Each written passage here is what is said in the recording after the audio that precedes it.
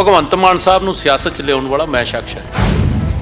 ਜੇ ਉਹ ਸਾਡੇ ਨਾਲ ਆ ਜਾਂਦੇ ਤਾਂ ਸ਼ਾਇਦ ਇਸ ਚੇਅਰ ਤੱਕ ਨਾ ਪਹੁੰਚ ਸਕਦੇ। ਕੀ ਕੋਈ ਕੰਮ ਚੱਜ ਦਾ ਕੀਤਾ ਲੱਗਦਾ ਤੁਹਾਡੀ ਨਜ਼ਰ ਦੇ ਵਿੱਚ ਸਰਕਾਰ ਨੇ ਕਿ ਨਹੀਂ? ਮੈਂ ਪੰਜਾਬ ਦੀ ਸਰਕਾਰ ਦਾ ਤੇ ਖਾਸ ਕਰਕੇ ਭਗਵੰਤ ਮਾਨ ਸਾਹਿਬ ਦਾ, ਆਮ ਆਦਮੀ ਪਾਰਟੀ ਦੇ ਕੇਜਰੀਵਾਲ ਸਾਹਿਬ ਦੇ ਕਹੇ ਤੇ ਲਾਲਚ ਵਧਿਆ ਵੇਖਦਾ। ਕੇਜਰੀਵਾਲ ਸਾਹਿਬ ਦੇ ਪਰਛਾਵੇਂ ਜਿਹੜਾ ਉਹ ਜ਼ਿਆਦਾ ਦਿਖ ਰਿਹਾ। 2.5 ਸਾਲ ਪਹਿਲਾਂ ਤੱਕ ਸ਼੍ਰੋਮਣੀ ਅਕਾਲੀ ਦਲ ਕੇਂਦਰ ਸਰਕਾਰ 'ਚ ਹਿੱਸੇਦਾਰ ਸੀ। ਕੀ ਉਦੋਂ ਸਖਤ ਹੋ ਕੇ ਗੱਲ ਕਹਿ ਕੇ ਚੰਡੀਗੜ੍ਹ ਦਾ ਮੁੱਦਾ, ਪੰਜਾਬ ਯੂਨੀਵਰਸਿਟੀ ਦਾ ਮੁੱਦਾ ਜਾਂ SYL ਦਾ ਮੁੱਦਾ ਹੱਲ ਨਹੀਂ ਸੀ ਕਰਾਇਆ ਜਾ ਸਕਦਾ? ਅਕਾਲੀ ਦਲ ਉਸ ਵੇਲੇ ਕੀ ਥੋੜੀ ਜਿਹੀ ਕਮਜ਼ੋਰੀ ਨਹੀਂ ਵਰਤ ਗਿਆ? ਕੇਂਦਰ ਦੇ ਵਿੱਚ ਕਿਸੇ ਦੀ ਸਰਕਾਰ ਬੈਠ ਜੇ, ਪੰਜਾਬ ਨੂੰ ਉਹ ਸਖਤ ਨਾਲ ਦੇਖਦੀ ਹੈ ਜਿਵੇਂ ਬੇਗਾਨਾ ਹੁੰਦਾ। ਉਸ ਵੇਲੇ ਜਦੋਂ ਠੱਗੀ ਵੱਜ ਗਈ ਤੇ ਅੱਜ ਤੱਕ ਅਸੀਂ ਹਰ ਰੋਜ਼ ਜਿਹੜਾ ਹੈਗਾ ਸਾਨੂੰ ਜਲੀਲ ਹੋਣਾ ਪੈ ਰਿਹਾ। ਸਿੱਖ ਸੰਗਤ ਨਾ ਤਾਂ ਪੰਜਾਬ ਤੋਂ ਨਾ ਹਰਿਆਣੇ ਤੋਂ ਕਿਸੇ ਨੇ ਵੀ, ਇੱਕ ਨੇ ਵੀ ਇਦਾਂ ਨਹੀਂ ਕਿਹਾ ਕਿਤੇ ਮੈਂ 4 ਬੰਦਿਆਂ ਦੇ ਸਿਰ ਜੁੜੇ ਨਹੀਂ ਦੇਖੇ ਕਿ ਭਾਈ ਇਹ ਤਾਂ ਬਹੁਤ ਧੱਕਾ ਹੋ ਗਿਆ, ਇਹ ਤਾਂ ਬਹੁਤ ਗਲਤ ਹੋ ਗਿਆ। ਅਕਾਲੀ ਦਲ ਸਟੈਂਡ ਲੈ ਰਿਹਾ। ਕੀ SGPC ਦੇ ਵਿੱਚ ਯਕੀਨ ਤੇ ਵਿਸ਼ਵਾਸ ਦੀ ਥੋੜੀ ਘਾਟ ਹੈ?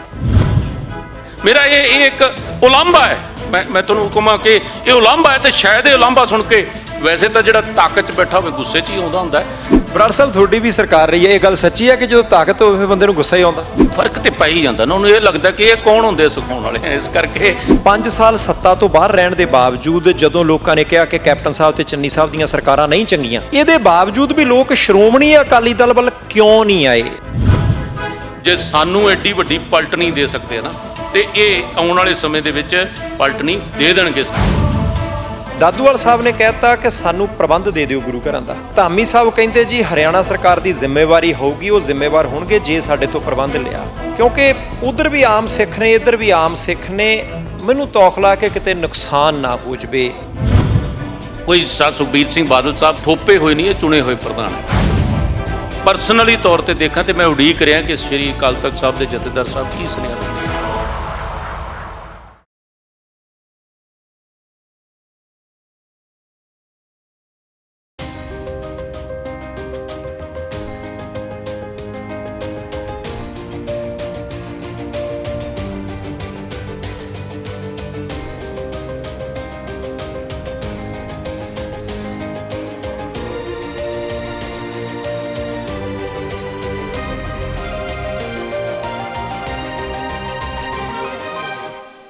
ਸਤਿ ਸ਼੍ਰੀ ਅਕਾਲ ਜੀ, ਤੁਸੀਂ ਵੇਖ ਰਹੇ ਹੋ ਪ੍ਰਾਈਮ ਏਸ਼ੀਆ TV। ਮੈਂ ਪਰਮਜੀਤ ਸਿੰਘ ਬਾਟ ਤੁਹਾਡਾ ਸਾਰਿਆਂ ਦਾ ਸਵਾਗਤ ਕਰਦਾ। ਤੇ ਅੱਜ ਜਦੋਂ ਤੁਸੀਂ ਮੇਰੇ ਨਾਲ ਬੈਠੀ ਸ਼ਖਸੀਅਤ ਨੂੰ ਦੇਖੋਗੇ ਤਾਂ ਉਹਨਾਂ ਦਾ ਨਾਮ ਹੈ ਚਰਨਜੀਤ ਸਿੰਘ ਬਰਾੜ। ਸ਼੍ਰੋਮਣੀ ਅਕਾਲੀ ਦਲ ਦੇ ਲੀਡਰ ਨੇ। ਐਤਕੀ ਰਾਜਪੁਰਾ ਵਿਧਾਨ ਸਭਾ ਹਲਕੇ ਤੋਂ ਸ਼੍ਰੋਮਣੀ ਅਕਾਲੀ ਦਲ ਤੇ ਬਹੁਜਨ ਸਮਾਜ ਪਾਰਟੀ ਦੇ ਸਾਂਝੇ ਉਮੀਦਵਾਰ ਸਨ। ਸ਼੍ਰੋਮਣੀ ਅਕਾਲੀ ਦਲ ਦੇ ਵਿੱਚ ਵੱਖ-ਵੱਖ ਅਹੁਦਿਆਂ ਤੇ ਰਹੇ ਨੇ। ਖਾਸ ਤੌਰ ਦੇ ਉੱਤੇ ਜਦੋਂ ਸ਼੍ਰੋਮਣੀ ਅਕਾਲੀ ਦਲ ਦੇ ਖਿਲਾਫ ਸਿਆਸੀ ਵਿਰੋਧ ਦੀਆਂ ਹਨੇਰੀਆਂ ਵਗਦੀਆਂ ਹੁੰਦੀਆਂ ਤੇ ਸਪੋਕਸਪਰਸਨ ਦੇ ਤੌਰ ਦੇ ਉੱਤੇ ਮੂਹਰੇ ਆ ਕੇ ਜਿਹੜਾ ਉਹ ਖੜਨ ਦੇ ਲਈ ਡਿਊਟੀਆਂ ਵੀ ਅਕਾਲੀ ਦਲ ਵੱਲੋਂ ਇਹਨਾਂ ਦੀਆਂ ਲੀਡਿੰਗ ਟੀਮ ਦੇ ਵਿੱਚ ਲਾ ਦਿੱਤੀਆਂ ਜਾਂਦੀਆਂ ਤੇ ਹੋਰ ਬਹੁਤ ਸਾਰੇ ਮੁੱਦੇ ਨੇ। ਪਰ ਸਭ ਤੋਂ ਵੱਡੀ ਗੱਲ ਕਿ ਜੇ ਤੁਸੀਂ ਦੇਖੋਗੇ ਤਾਂ ਆਲੇ ਦੁਆਲੇ ਕਾਗਜ਼ ਬਹੁਤ ਪਏ ਨੇ। ਮੈਂ ਅਜੇ ਇਹਨਾਂ ਤੋਂ ਪੁੱਛਿਆ ਤਾਂ ਨਹੀਂ, ਮੈਨੂੰ ਲੱਗਦਾ ਕਿ ਸਰਕਾਰ ਦੀ ਗੱਲ ਕਰਨਗੇ। ਹੁਣ ਸਰਕਾਰ ਦੇ ਪੱਖ ਦੀ ਕਰਨਗੇ ਕਿ ਸਰਕਾਰ ਦੇ ਵਿਰੋਧ ਦੀ, ਹੈ ਤਾਂ ਬਰਾੜ ਸਾਹਿਬ ਤੋਂ ਪੁੱਛਣਾ ਹੈ। ਬਰਾੜ ਸਾਹਿਬ ਸਤਿ ਸ਼੍ਰੀ ਅਕਾਲ ਜੀ। ਸਤਿ ਸ਼੍ਰੀ ਅਕਾਲ ਜੀ, ਬਹੁਤ ਧੰਨਵਾਦ ਬਾਟ ਸਾਹਿਬ। ਤੁਹਾਡਾ ਚੈਨਲ 'ਤੇ ਮੈਂ ਅਕਸਰ ਸਾਰੇ ਲੀਡਰ ਸਾਹਿਬਾਨਾਂ ਦੀਆਂ ਔਰ ਇਸ ਤੋਂ ਇਲਾਵਾ ਜਿਹੜੇ ਪ੍ਰਮੁੱਖਤਾ ਨਾਲ ਸਮਾਜ ਦੀਆਂ ਜਿਹੜੀਆਂ ਸਮੱਸਿਆਵਾਂ ਜਾਂ ਗੱਲਾਂ ਬਾਤਾਂ ਉਹ ਚੁੱਕਦੇ ਰਹਿੰਦੇ ਹੋ, ਤੁਸੀਂ ਦੇਖਦੇ ਰਹਿੰਦੇ ਹੋ। ਬਹੁਤ ਧੰਨਵਾਦ ਤੁਹਾਡਾ। ਸ਼ੁਕਰੀਆ ਜੀ। ਬਰਾੜ ਸਾਹਿਬ, ਮੈਂ ਸ਼੍ਰੋਮਣੀ ਅਕਾਲੀ ਦਲ ਦੀਆਂ ਗੱਲਾਂ ਵੀ ਕਰਨੀਆਂ ਪਰ ਅੰਤ 'ਚ ਕਰਨੀਆਂ ਮੌਜੂਦਾ ਸਥਿਤੀ ਦੀਆਂ, ਉਹ ਬਾਅਦ ਦੀਆਂ ਗੱਲਾਂ ਨੇ। ਮੈਂ 2 ਅੱਖਰ ਹੌਲੀ ਦੇਣੀ, ਟੇਢੀ ਜਿਹੀ ਅੱਖ ਨਾਲ ਪੜ੍ਹੇ ਸੀ। ਤੁਸੀਂ ਸਰਕਾਰ ਦਾ ਚਿੱਠਾ ਜਿਹਾ ਲੈ ਕੇ ਬੈਠੇ ਹੋ 6 ਮਹੀਨਿਆਂ ਦਾ। ਮੈਂ ਪਹਿਲਾਂ ਇਹ ਪੁੱਛਣਾ, ਮੇਰਾ ਮੰਨਣਾ ਕੋਈ ਵੀ ਸਰਕਾਰ ਹੋਵੇ, ਚਾਹੇ ਤੁਹਾਡੀ ਸੀ 10 ਸਾਲ ਸਰਕਾਰ ਰਹੀ, 4.5 ਸਾਲ ਕੈਪਟਨ ਸਾਹਿਬ, 3 ਮਹੀਨੇ 4 ਮਹੀਨੇ ਚੰਨੀ ਸਾਹਿਬ ਤੇ ਹੁਣ ਭਗਵੰਤ ਮਾਨ ਸਾਹਿਬ, ਨਾ ਤਾਂ ਸਰਕਾਰ ਦੀ ਕਾਰਗੁਜ਼ਾਰੀ 0 ਹੁੰਦੀ ਹੈ ਅੱਜ ਤੱਕ ਜੋ ਪੰਜਾਬ ਦੀ ਹਿਸਟਰੀ, ਨਾ 100% ਦੀ ਕਿਸੇ ਦੀ ਹੁੰਦੀ ਹੈ। ਮੈਂ ਸਭ ਤੋਂ ਪਹਿਲਾਂ ਸਵਾਲ ਪੁੱਛਣਾ ਕਿ ਕੀ ਕੋਈ ਕੰਮ ਚੱਜ ਦਾ ਕੀਤਾ ਲੱਗਦਾ ਤੁਹਾਡੀ ਨਜ਼ਰ ਦੇ ਵਿੱਚ ਸਰਕਾਰ ਨੇ ਕਿ ਨਹੀਂ? ਦੇਖੋ, ਇੱਕ ਗੱਲ ਹੈ ਕਿ ਸਰਕਾਰ ਦੀ ਜਿਹੜੀ, ਜੇ ਮੈਂ 6.5 ਮਹੀਨੇ ਦੀ ਕਾਰਜਕਾਰੀ ਦੇਖਦਾ ਹਾਂ ਤਾਂ ਉਹਦੇ ਵਿੱਚ ਚੱਜ ਦੇ ਤੇ ਜਾਂ ਨਾ ਚੱਜ ਦੇ ਵਾਲੀ ਗੱਲ ਬੜੇ ਖਟਾਸ ਵਾਲੇ ਸ਼ਬਦ ਹੋਣਗੇ। ਇਸ ਕਰਕੇ ਮੈਂ ਇਹ ਤੋਂ ਥੋੜ੍ਹਾ ਗੁਰੇਜ਼ ਕਰੂੰਗਾ। ਪਹਿਲੇ 6 ਮਹੀਨੇ ਦੇ ਵਿੱਚ ਸਰਕਾਰ ਨੂੰ ਜੇ ਆਪਾਂ 100% ਦੀ ਕਟਹਿਰੇ 'ਚ ਖੜਾ ਕਰ ਦਈਏ ਉਹ ਵੀ ਠੀਕ ਨਹੀਂ, ਕਿਉਂਕਿ ਸਮਾਂ ਲੱਗਦਾ।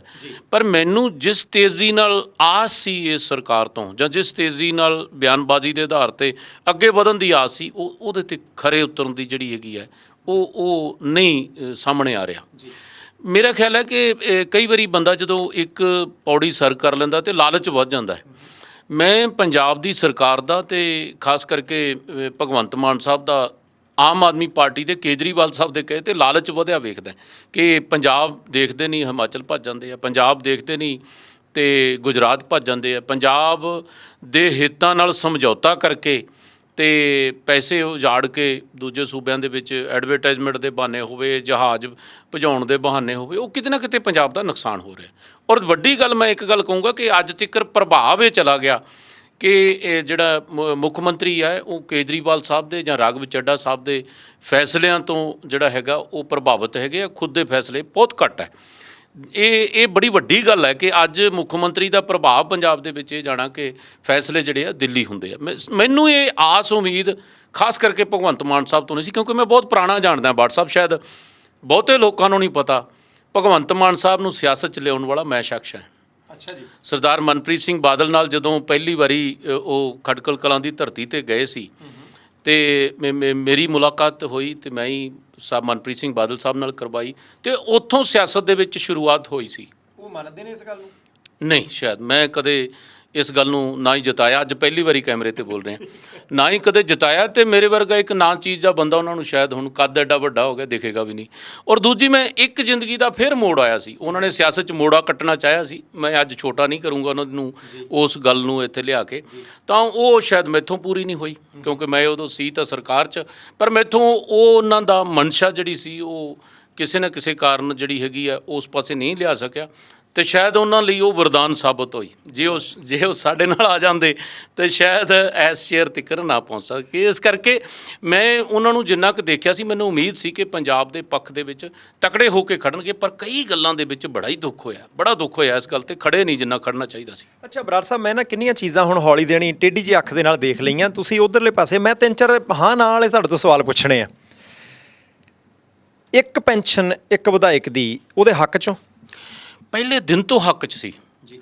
ਇਸ ਗੱਲ ਦਾ ਮੈਨੂੰ ਗਰਜ ਹੈ ਕਿ ਮੁੱਖ ਮੰਤਰੀ ਸਾਹਿਬ ਤੋਂ ਲਾ ਕੇ ਸਾਰਿਆਂ ਨੂੰ ਪਤਾ ਸੀ ਕਿ ਬਾਦਲ ਸਾਹਿਬ ਕੋਈ ਪੈਨਸ਼ਨ ਹੀ ਨਹੀਂ ਲੈਂਦੇ, ਪਰ ਫਿਰ ਵੀ ਭੰਡੀ ਗਏ।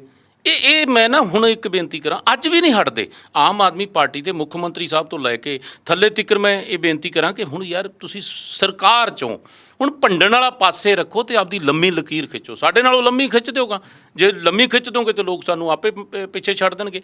ਇਸ ਕਰਕੇ ਮੈਂ ਇਹਦੇ ਅਸੀਂ ਨਹੀਂ ਸੀ ਹੱਕ 'ਚ। ਔਰ ਇਹ ਬਾਦਲ ਸਾਹਿਬ ਨੇ ਕਦੇ ਕੋਈ ਪੈਨਸ਼ਨ ਹੀ ਨਹੀਂ ਲਈ, ਅੱਜ ਤੱਕ ਕੋਈ ਪੈਨਸ਼ਨ ਨਹੀਂ ਲਈ, ਪਰ ਉਹਨਾਂ ਨੂੰ ਭੰਡਿਆ ਜਾਂਦਾ ਰਿਹਾ। ਪਰ ਮੈਂ ਇਹ ਬਾਟ ਸਾਹਿਬ ਇੱਥੇ ਵੀ ਦੋ ਮੂੰਹ ਹੈ, ਮੈਂ ਇੱਕ ਗੱਲ ਕਰਾਂ, ਅੱਜ ਇੱਕ ਪੈਨਸ਼ਨ ਬਣਾਤੀ, ਲੁਕਮਾ ਕੀ ਕੀਤਾ ਹੈ? ਜਿਵੇਂ ਪਹਿਲਾਂ ਤਾਂ ਸਿਰਫ 50,000 ਰੁਪਏ ਹਰੇਕ ਪੈਨਸ਼ਨ ਦਾ ਵਾਧਾ ਸੀ ਨਾ, ਹੁਣ ਕੀ ਕਰਤਾ ਕਿ ਜਿਵੇਂ ਸਾਬਕਾ ਪੈਨਸ਼ਨਰ ਨੇ, ਭਾਵੇਂ ਉਹਦੇ 'ਚ ਮੁਲਾਜ਼ਮ ਨੇ ਜਾਂ ਸਾਬਕਾ ਫੌਜੀ ਨੇ, ਉਹਨਾਂ ਦਾ ਇੱਕ DA ਵੱਧਦਾ ਹੈ। ਜਿਵੇਂ ਜਿਵੇਂ ਮਹਿੰਗਾਈ ਵੱਧਦੀ ਹੈ ਜਾਂ ਉਹਦੇ 'ਤੇ ਭੱਤੇ ਵੱਧਦੇ ਉਵੇਂ ਵੱਧਦਾ ਹੈ, ਉਵੇਂ MLA ਦਾ ਵੀ ਇਹਨਾਂ ਨੇ ਨਾਲ ਉਹਦੇ ਜੋੜਤਾ ਵੀ ਜਿਵੇਂ ਉਹ ਵਧਣਗੇ ਇਹ ਵੀ ਵਾਧੂ, ਤੇ ਫਿਰ ਫਰਕ ਕੀ ਰਹਿ ਗਿਆ? ਠੀਕ ਹੈ, ਪਹਿਲਾਂ ਮਤਲਬ ਹੁਣ ਨਾ, ਪਹਿਲਾਂ ਨਹੀਂ ਸੀ, ਪਹਿਲਾਂ ਹੁਕਮ ਪੁੱਕਾ, ਜੇ ਦੂਜੀ ਵਾਰੀ ਬੰਦਾ MLA ਬਣਦਾ ਸੀ ਤੇ 50,000 ਹੋਰ ਜੁੜ ਜਾਂਦਾ ਸੀ। ਤੇ ਹੁਣ ਇਹਨਾਂ ਨੇ ਮਤਲਬ ਉਹ ਪਰਸੈਂਟੇਜ ਹੀ, ਹੁਣ ਤਾਂ ਤੁਸੀਂ ਅੰਦਾਜ਼ਾ ਲਾਓ, ਮੈਨੂੰ ਲੱਗਦਾ ਕਿ ਕਿਸੇ ਦਿਨ ਮੌਕਾ ਐਸਾ ਆ ਜਾਊਗਾ ਵੀ ਹੁਣ ਵਾਲੇ ਫਾਰਮੂਲੇ ਨਾਲੋਂ ਮਹਿੰਗਾ ਹੋ ਜਾਊਗਾ ਕੰਮ। ਖੈਰ, ਇੱਕ ਪੈਨਸ਼ਨ ਦੇ ਅਸੀਂ ਹੱਕ 'ਚ, ਔਰ ਮੇਰਾ ਖਿਆਲ ਹੈ ਚੰਗੀ ਗੱਲ ਹੈ, ਮਾੜੀ ਗੱਲ ਨਹੀਂ ਜੀ। ਇੱਕ ਬਰਾੜ ਸਾਹਿਬ, ਇਹਦੇ ਤੋਂ ਪਹਿਲਾਂ ਕਿ ਤੁਸੀਂ ਇੱਕ ਇੱਕ ਕਰਕੇ ਦਾ ਆਲੂ ਛਿੱਲੀ ਦਾ ਸਰਕਾਰ ਦੀ ਕਾਰਗੁਜ਼ਾਰੀ ਨੂੰ ਛਿੱਲੋ, ਮੈਂ ਇੱਕ ਅਕਾਲੀ ਦਲ ਦਾ ਬਹੁਤ ਪੁਰਾਣਾ ਮੁੱਦਾ ਸੀ, ਉਹ ਸੀ ਫਸਲੀ ਵਿਭਿੰਨਤਾ, ਕਿ ਕਣਕ ਝੋਨੇ ਦੇ ਫਸਲੀ ਚੱਕਰ ਦੇ ਵਿੱਚੋਂ ਕਿਸੇ ਤਰੀਕੇ ਕੱਢੋ। ਹੁਣ ਮੂੰਗੀ ਦੇ ਮੁੱਦੇ ਤੇ ਮੈਂ ਸ਼੍ਰੋਮਣੀ ਅਕਾਲੀ ਦਲ ਦੀ ਲੀਡਰਸ਼ਿਪ ਦੇ ਬਿਆਨ ਸੁਣਦਾ ਹੁੰਦਾ ਕਿ ਭਾਈ ਮੂੰਗੀ ਬਿਜਵਾ ਲਈ, ਉਹਦੇ ਤੋਂ ਬਾਅਦ ਖਰੀਦੀ ਨਹੀਂ, ਉਹਦੇ ਤੋਂ ਬਾਅਦ ਰੁਪਈਏ ਨਹੀਂ ਮਿਲੇ, ਹਲਕਾ ਹੋ ਗਿਆ ਕੰਮ। ਕਦੇ ਕਦੇ ਐਂ ਲੱਗਦਾ ਹੁੰਦਾ ਕਿ ਇਨੀਸ਼ੀਏਟਿਵ ਲਿਆ ਕਿ 15% ਖਰੀਦੀ, ਅਗਲੇ ਵਾਰੀ 30 ਹੋਊ, ਕੁਛ ਹੋਊ, ਜਾਣੀ ਕਿ ਉਹ ਇਨੀਸ਼ੀਏਟਿਵ ਆਪਣੀਆਂ ਸਰਕਾਰਾਂ ਵੇਲੇ ਨਹੀਂ ਲਿਆ ਜਾ ਸਕਿਆ, ਜਾਣੀ ਕਹਾਣੀ ਕਿੱਥੇ ਰਹੀ? ਦੇਖੋ, ਦੋ ਗੱਲਾਂ ਨੇ, ਇਹਨੂੰ ਜਦੋਂ ਤੁਸੀਂ ਬਰੀਕੀ 'ਚ ਜਾਓਗੇ ਨਾ ਤੇ ਬੜੇ ਹੱਲ ਹੈਗੇ ਆ। ਬਦਕਿਸਮਤੀ ਨਾਲ ਜਦੋਂ ਨੂੰ ਕਈ ਗੱਲਾਂ ਦੇ ਹੱਲ ਕਰਨ ਦਾ ਮੌਕਾ ਹੁੰਦਾ, ਉਦੋਂ ਨੂੰ ਸਰਕਾਰ ਬਦਲ ਗਈ। ਇਹ ਕੇਂਦਰ ਸਰਕਾਰ ਦੀ ਇੱਕ ਸਕੀਮ ਹੈ ਕਿ ਜਿਹੜੀਆਂ ਫਸਲਾਂ ਦੀ MSP ਡਿਕਲੇਅਰ ਕਰਤੀ ਤੇ ਜੇ ਉਦੋਂ ਘੱਟ ਵਿਕਦੀਆਂ ਤੇ ਉਹ ਕੇਂਦਰ ਸਰਕਾਰ ਤੋਂ ਅਸੀਂ ਉਹਦੀ ਭਰਪਾਈ ਕਰਾ ਸਕਦੇ ਹਾਂ, ਪਾਵੰਤਰ ਸਕੀਮ ਕਰ ਸਕਦੇ ਹਾਂ। ਹਰਿਆਣਾ ਕਰ ਰਿਹਾ ਹੈ, ਇਹੀ ਗੱਲ ਪੰਜਾਬ ਵਾਲੇ ਵੀ ਕਰ ਸਕਦੇ ਆ। ਸਾਡੀ ਸਰਕਾਰ ਨਹੀਂ ਰਹੀ, ਪਿਛਲੇ 5 ਸਾਲ ਨਿਕਲ ਗਏ ਆ, ਚਲੋ, ਤੇ ਆ ਹੁਣ ਭਗਵੰਤ ਮਾਨ ਸਾਹਿਬ ਦੀ ਹੈ ਤੇ ਇਹ ਕਰ ਸਕਦੇ ਆ, ਪਰ ਕਰ ਹੀ ਨਹੀਂ ਰਹੇ।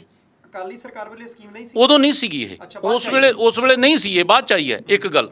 ਔਰ ਦੂਜੀ ਗੱਲ, ਮੈਂ ਇੱਕ ਗੱਲ ਕਹਾਂ ਕਿ ਲਗਭਗ ਇਹ ਹਮੇਸ਼ਾ ਇੱਕ ਜਾਂਦਾ ਕਿ ਸ਼ਾਇਦ ਬੀਬਾ ਹਰਸਿਮਰਤ ਕੌਰ ਬਾਦਲ ਸੀਗੇ ਇੱਥੇ ਮਿਨਿਸਟਰ ਤੇ ਕੋਈ ਪ੍ਰੋਸੈਸਿੰਗ ਪਲਾਂਟ ਨਹੀਂ ਲੱਗੇ। ਲਗਭਗ 1500 ਕਰੋੜ ਰੁਪਏ ਦੇ ਪਲਾਂਟ ਲੱਗੇ। ਮੈਂ ਫਿਰ ਦੁਹਰਾਉਣਾ ਚਾਹੂੰਗਾ ਕਿ ਜਿੰਨਾ ਕਰਨਾ ਚਾਹੀਦਾ ਸੀ, ਸਰ ਸੁਖਬੀਰ ਸਿੰਘ ਬਾਦਲ ਸਾਹਿਬ, ਬੀਬਾ ਹਰਸਿਮਰਤ ਕੌਰ ਬਾਦਲ ਸਮੇਂ-ਸਮੇਂ ਤੇ ਮੀਟਿੰਗਾਂ ਕਰਦੇ ਰਹੇ ਕਿ ਆਪਾਂ ਨੂੰ ਵੱਧ ਤੋਂ ਵੱਧ ਇੱਥੇ ਲਿਆਉਣੇ ਚਾਹੀਦੇ ਆ, ਪਰ ਕੇਂਦਰ ਸਰਕਾਰ ਇੱਕ ਨਾ ਪੈਮਾਨੇ ਬਣਾਉਂਦਾ ਹੈ। ਪੈਮਾਨੇ ਬਣਾ ਕੇ ਕਿ ਕਿਹੜਾ ਫੂਡ ਪ੍ਰੋਸੈਸਿੰਗ ਪਲਾਂਟ ਵੱਧ ਲਿਜਾ ਸਕਦਾ ਹੈ, ਉਹਨਾਂ ਨੇ ਇੱਕ ਉਹ ਜਿਹੜਾ ਨੰਬਰ ਪੂਰੇ ਕਰ ਦਿੰਦਾ ਤੇ ਉਹ ਲੈ ਜਾਂਦਾ ਹੈ। ਸਾਡੇ ਪੰਜਾਬ ਦੇ ਅਫਸਰਾਂ ਦਾ ਲੇਜ਼ੀਪਨ ਇੰਨਾ ਹੈ।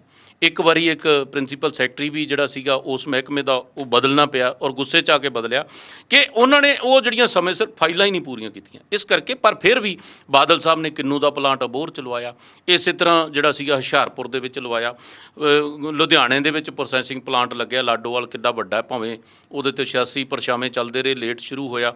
ਇਸੇ ਤਰ੍ਹਾਂ ਇੱਕ ਫਾਜ਼ਿਲਕਾ ਜ਼ਿਲ੍ਹੇ ਦੇ ਵਿੱਚ ਹੈਗਾ, ਕੀਤਾ ਹੈ, ਪਰ ਜਿਸ ਪੱਧਰ ਤੱਕ ਹੋਣਾ ਚਾਹੀਦਾ ਮੈਂ ਸਮਝਦਾ ਕਿ ਇਹ ਕੋਈ ਖੜੋਤ ਨਹੀਂ ਹੈ। ਤਰੱਕੀ ਦੀ ਕਿਤੇ ਕੋਈ ਖੜੋਤ ਨਹੀਂ ਹੁੰਦੀ। ਸਰਕਾਰ ਬਦਲਣ ਨਾਲ ਕੋਈ ਇਹ ਨਹੀਂ ਵੀ ਜ਼ਿੰਮੇਵਾਰੀ ਮੁੱਕ ਜਾਂਦੀ ਹੈ। ਨਿਰੰਤਰ ਚੱਲਣ ਵਾਲਾ ਕੰਮ ਹੈ। ਜਿਹੜੇ ਕੋਈ ਰਹਿੰਦੇ ਆ, ਮੈਂ ਤਾਂ ਚਾਹੂੰਗਾ ਕਿ ਮੌਜੂਦਾ ਸਰਕਾਰ ਕਰੇ। ਠੀਕ ਹੈ ਜੀ।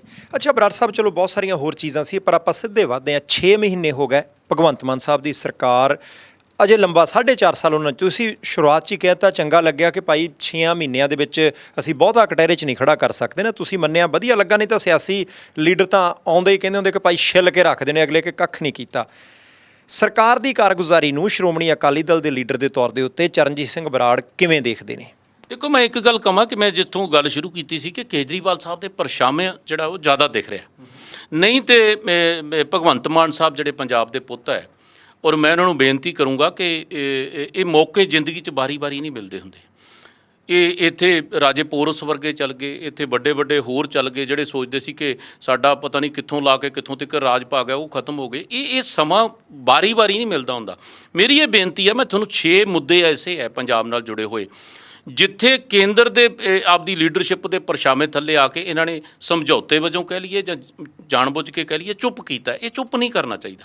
ਮੈਂ ਇਹ 5 ਸਾਲ ਰਹਿਣ, 15 ਰਹਿਣ ਤੇ ਭਾਵੇਂ 5 ਮਹੀਨੇ ਰਹਿਣ, ਪੰਜਾਬ ਨਾਲ ਕਿਤੇ ਸਮਝੌਤਾ ਨਹੀਂ ਕਰਨਾ ਚਾਹੀਦਾ। ਮੇਰੀ ਇਹ ਬੇਨਤੀ ਹੈ ਕਿ ਛੋਟੇ ਭਰਾ ਜਾਂ ਵੱਡੇ ਭਰਾ ਜਿਹੜੇ ਵੀ ਸਮਝ ਲੈਣ, ਉਹਦੇ ਹੋਣ ਦੇ ਨਾਤੇ ਤੁਸੀਂ ਦੇਖੋ ਕਿ BBM ਦੀ ਸਾਡੀ ਮੈਂਬਰੀ ਖਤਮ ਕਰਤੀ। ਅਸੀਂ ਇਕੱਲੇ ਬਿਆਨਾਂ ਤੱਕ ਸੀਮਿਤ ਨਹੀਂ ਰਹਿ ਸਕਦੇ, ਮੁੱਖ ਮੰਤਰੀ ਬਿਆਨਾਂ ਤੱਕ ਸੀਮਿਤ ਨਹੀਂ ਰਹਿ ਸਕਦਾ। BSF ਦਾ ਘੇਰਾ ਵੱਧ ਗਿਆ। ਅਸੀਂ ਇਕੱਲੇ BJP ਨੂੰ ਗਾਲਾਂ ਕੱਢ ਕੇ ਚੁੱਪ ਨਹੀਂ ਕਰ ਸਕਦੇ, ਉਹਦੇ ਸਿੱਟੇ ਤੇ ਕਿਤੇ ਪਹੁੰਚਣਾ ਪੈਣਾ। ਚੰਡੀਗੜ੍ਹ 'ਚ ਕੇਂਦਰੀ ਰੂਲ ਲਾਗੂ ਹੋ ਗਏ, ਸਾਡੇ ਪੰਜਾਬ ਦੀ ਧਰਤੀ ਤੇ ਬਣਿਆ ਚੰਡੀਗੜ੍ਹ। ਇਹ ਕਿਵੇਂ ਹੋ ਸਕਦਾ ਕਿ ਕੇਂਦਰੀ ਰੂਲ ਲਾਗੂ ਹੋ ਜਾਣ ਇਕੱਲੇ ਜਦੋਂ ਪੰਜਾਬ ਦਾ 60% ਹਿੱਸਾ ਹੈਗਾ? ਹਾਈ ਕੋਰਟ ਦੇ ਵਿੱਚ ਜਿਸ ਦਿਨ ਪੰਜਾਬ ਯੂਨੀਵਰਸਿਟੀ ਦਾ ਕੇਸ ਲੱਗਿਆ, ਬਾਟ ਸਾਹਿਬ ਤੁਸੀਂ ਹੈਰਾਨ ਹੋ ਜਾਓਗੇ। ਔਰ ਇਹਨੂੰ ਮੈਂ ਅੱਜ ਜਿਹੜੀਆਂ ਗੱਲਾਂ ਕਰੂੰਗਾ, ਮੈਂ ਇਕੱਲੇ ਵਿਰੋਧੀ ਕਰਕੇ ਨਹੀਂ ਕਰੂੰਗਾ, ਮੈਂ ਇਸ ਕਰਕੇ ਕਰੂੰਗਾ ਵੀ ਮੈਂ ਵੀ ਪੰਜਾਬੀ ਹਾਂ ਤੇ ਭਗਵੰਤ ਮਾਨ ਸਾਹਿਬ ਵੀ ਇਸੇ ਪੰਜਾਬ ਦੇ ਪੰਜਾਬੀ ਆ। ਬੇਨਤੀ ਹੈ ਕਿ ਜਦੋਂ ਉੱਥੇ ਵਕੀਲ ਕਿਉਂ ਨਹੀਂ ਪੇਸ਼ ਹੋਇਆ? ਜੇ ਵਕੀਲ ਹੀ ਨਹੀਂ ਕੋਈ ਪੇਸ਼ ਹੋਇਆ ਸਾਡੇ, ਇਹ ਤਾਂ ਕੁਦਰਤੀ ਹੈ ਕਿ ਰੌਲਾ ਹੀ ਇੰਨਾ ਵੱਧ ਗਿਆ। ਸਾਰੀਆਂ ਧਿਰਾਂ ਨੇ ਰੌਲਾ ਇੰਨਾ ਪਾ ਲਿਆ, ਸਟੂਡੈਂਟਾਂ ਨੇ, ਹਾਲਾਂਕਿ ਪੋਲੀਟੀਕਲ ਪਾਰਟੀਆਂ ਤੋਂ ਨਹੀਂ ਉਹਨਾਂ ਪਿਆ ਜਿੰਨਾ ਪੈਣਾ ਚਾਹੀਦਾ ਸੀ, ਸਟੂਡੈਂਟਾਂ ਨੇ ਨੱਕ 'ਚ ਦਮ ਕਰਤਾ। ਔਰ ਉੱਥੋਂ ਉਹ ਜਿਹੜਾ ਸੀਗਾ ਕੇਂਦਰ ਪੈਰ ਪਿੱਛੇ ਖਿੱਚ ਕੇ, ਨਹੀਂ ਤਾਂ ਹਾਈ ਕੋਰਟ ਨੇ ਤਾਂ ਲਿਖਤਾ ਸੀ ਕੇਂਦਰ ਨੂੰ ਵੀ ਭਾਈ ਤੁਸੀਂ ਲੈ ਸਕਦੇ ਹੋ ਤਾਂ ਲੈ ਲਓ। ਇਹ ਤੱਥ ਸਹਿਤ ਗੱਲ ਹੈ ਕਿ ਭਾਈ ਉੱਥੇ ਵਕੀਲ ਸਰਕਾਰ ਦਾ ਪੇਸ਼ ਨਹੀਂ ਹੋਇਆ? 101%। ਜੇ ਪੇਸ਼ ਹੋਇਆ ਸੀ ਤਾਂ ਇੱਕ ਵੀ ਸ਼ਬਦ ਉੱਥੇ ਬੋਲਿਆ ਨਹੀਂਗਾ। ਪ੍ਰੈਜ਼ੈਂਟ ਦਿਖਾਇਆ ਕੋਈ ਪਤਾ ਨਹੀਂ ਕੌਣ, ਸ਼ਾਇਦ ਛੋਟੇ ਪੱਧਰ ਦਾ ਵਕੀਲ ਹੋਵੇ, ਪਰ ਉੱਥੇ ਬੋਲਿਆ ਨਹੀਂ। ਇਹ ਰਿਕਾਰਡ ਦੀ ਗੱਲ ਹੈ। ਮੈਂ ਬਾਟ ਸਾਹਿਬ ਇੱਕ ਹੋਰ ਬੇਨਤੀ ਕਰਦੇ ਹਾਂ, ਮੈਂ ਇੱਕ ਵੀ ਗੱਲ ਕੋਲੋਂ ਨਹੀਂ ਕਰੂੰਗਾ, ਮੈਂ ਸਿਰਫ ਕਾਗਜ਼ਾਂ ਦੇ ਆਧਾਰ 'ਤੇ ਗੱਲ ਕਰੂੰਗਾ। ਔਰ ਜੇ ਕੋਈ ਕੱਲ੍ਹ ਨੂੰ ਜਵਾਬ ਲੈਣਾ ਚਾਹਵੇ, ਕਿਉਂਕਿ ਇਹ ਹੁੰਦਾ ਕਿ ਜਦੋਂ ਬੰਦਾ ਬੋਲਦਾ ਨਾ ਤੇ ਸਾਨੂੰ ਤਾਂ ਇਹ ਵੀ ਵੇਖਣਾ ਪੈਂਦਾ ਕਿ ਕੱਲ੍ਹ ਨੂੰ ਸਾਨੂੰ ਨੋਟਿਸ ਵੀ ਆ ਸਕਦਾ ਵੀ ਆਹ ਗਲਤ ਕਿਹਾ। ਇਹ ਪੰਜਾਬ ਯੂਨੀਵਰਸਿਟੀ ਦੇ ਮੁੱਦੇ ਤੇ ਮੈਂ ਸਟੂਡੈਂਟਾਂ ਦੀ ਜਿੱਤ ਕਹਿੰਦਾ। ਉਹਦੇ 'ਚ ਸਾਰੀਆਂ ਪਾਰਟੀਆਂ ਦੇ ਸਟੂਡੈਂਟ ਹੈ, ਮੈਂ ਕਿਸੇ ਪਾਰਟੀ ਦੀ ਗੱਲ ਨਹੀਂ ਕਰਦਾ। ਫਿਰ ਅਮਿਤ ਸ਼ਾਹ ਜੀ ਤੋਂ ਹਰਿਆਣੇ ਨੇ ਮੰਗ ਲਿਆ ਕਿ ਸਾਨੂੰ ਵਿਧਾਨ ਸਭਾ ਲਈ ਜ਼ਮੀਨ ਦਿਓ।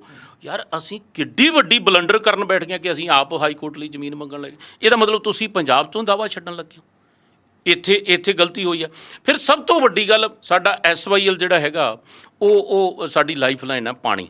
ਅੱਜ ਪੰਜਾਬ ਦੇ ਵਿੱਚ ਪਾਣੀ 30% ਨਹਿਰਾਂ ਨਾਲ ਪਾਲੀਦਾ, ਔਰ ਹਰਿਆਣੇ ਦੇ ਵਿੱਚ ਵੀ 30-31% ਪਲਦੀ ਹੈ ਜਿੰਨੀ ਵੀ ਹੈ, ਔਰ 70% ਸਾਡਾ ਟਿਊਬਵੈੱਲਾਂ 'ਤੇ ਹੈ।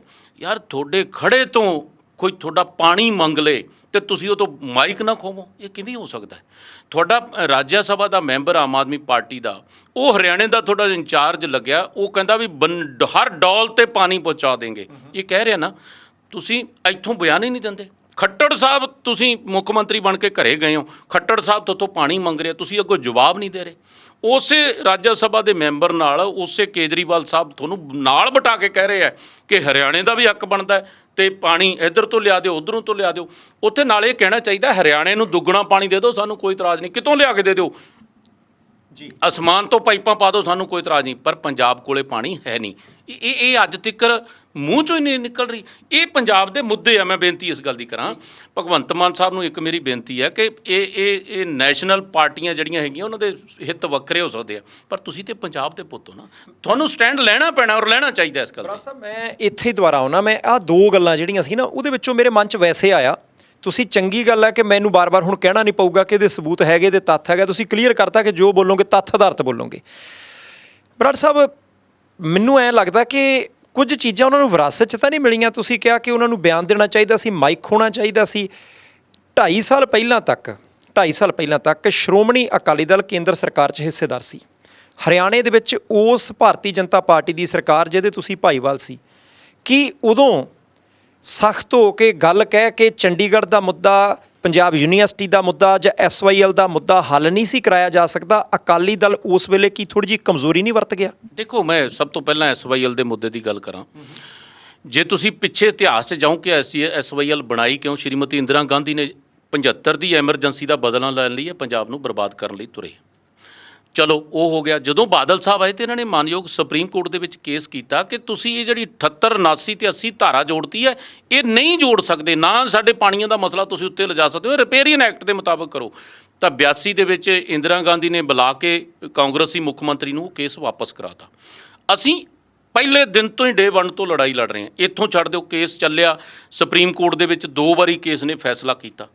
ਇੱਕ ਵਾਰੀ ਕੈਪਟਨ ਅਮਰਿੰਦਰ ਸਿੰਘ ਵੇਲੇ ਫੈਸਲਾ ਕੀਤਾ ਤੇ ਉਹਨਾਂ ਨੇ ਉਹ ਜਿਹੜਾ ਸੀਗਾ ਇਜਲਾਸ ਬੁਲਾ ਕੇ ਤੇ ਉਹਨੂੰ ਤੋੜਿਆ। ਪਰ ਸਭ ਤੋਂ ਵੱਡਾ ਬਲੰਡਰ ਉਹ ਕਰ ਗਏ। ਤੁਸੀਂ ਅੱਜ ਤੱਕ ਕਾਂਗਰਸੀ ਉਹਨੂੰ ਪਾਣੀਆਂ ਦਾ ਰਾਖਾ ਕਹਿੰਦੇ ਰਹੇ। ਉਹੀ ਕਾਂਗਰਸੀ ਜਿਹੜੇ ਚਾਂਦੀ ਦੀਆਂ ਕਈਆਂ ਨਾਲ ਟੱਕ ਲਵਾਉਂਦੇ ਸੀ, ਉਸੇ ਹੀ ਕੈਪਟਨ ਅਮਰਿੰਦਰ ਸਿੰਘ ਨੂੰ ਫਿਰ ਪਾਣੀਆਂ ਦਾ ਰਾਖਾ ਬਣਾਤਾ। ਪਰ ਉਹਨੇ ਕੈਪਟਨ ਅਮਰਿੰਦਰ ਸਿੰਘ ਨੇ ਸਭ ਤੋਂ ਵੱਡਾ ਬਲੰਡਰ ਕੀ ਕਰਤਾ ਕਿ ਜਿਹੜੇ ਅੱਜ ਤੱਕ ਪਾਣੀ ਜਾਂਦੇ ਆ ਇਹ ਜਾਂਦੇ ਰਹਿਣਗੇ। ਇਹਦਾ ਮਤਲਬ ਅਸੀਂ ਤਾਂ ਉਹਨਾਂ ਦਾ ਵੀ ਮੁੱਲ ਗਰਾਉਣ ਨੂੰ ਫਿਰਦੇ ਹਾਂ ਜਾਂ ਉਹਨਾਂ ਨੂੰ ਵੀ ਘਟਾਉਣ ਨੂੰ ਫਿਰਦੇ ਹਾਂ ਵੀ ਭਾਈ ਸਾਡੇ ਤਾਂ ਪਾਣੀ ਹੈ ਨਹੀਂਗਾ।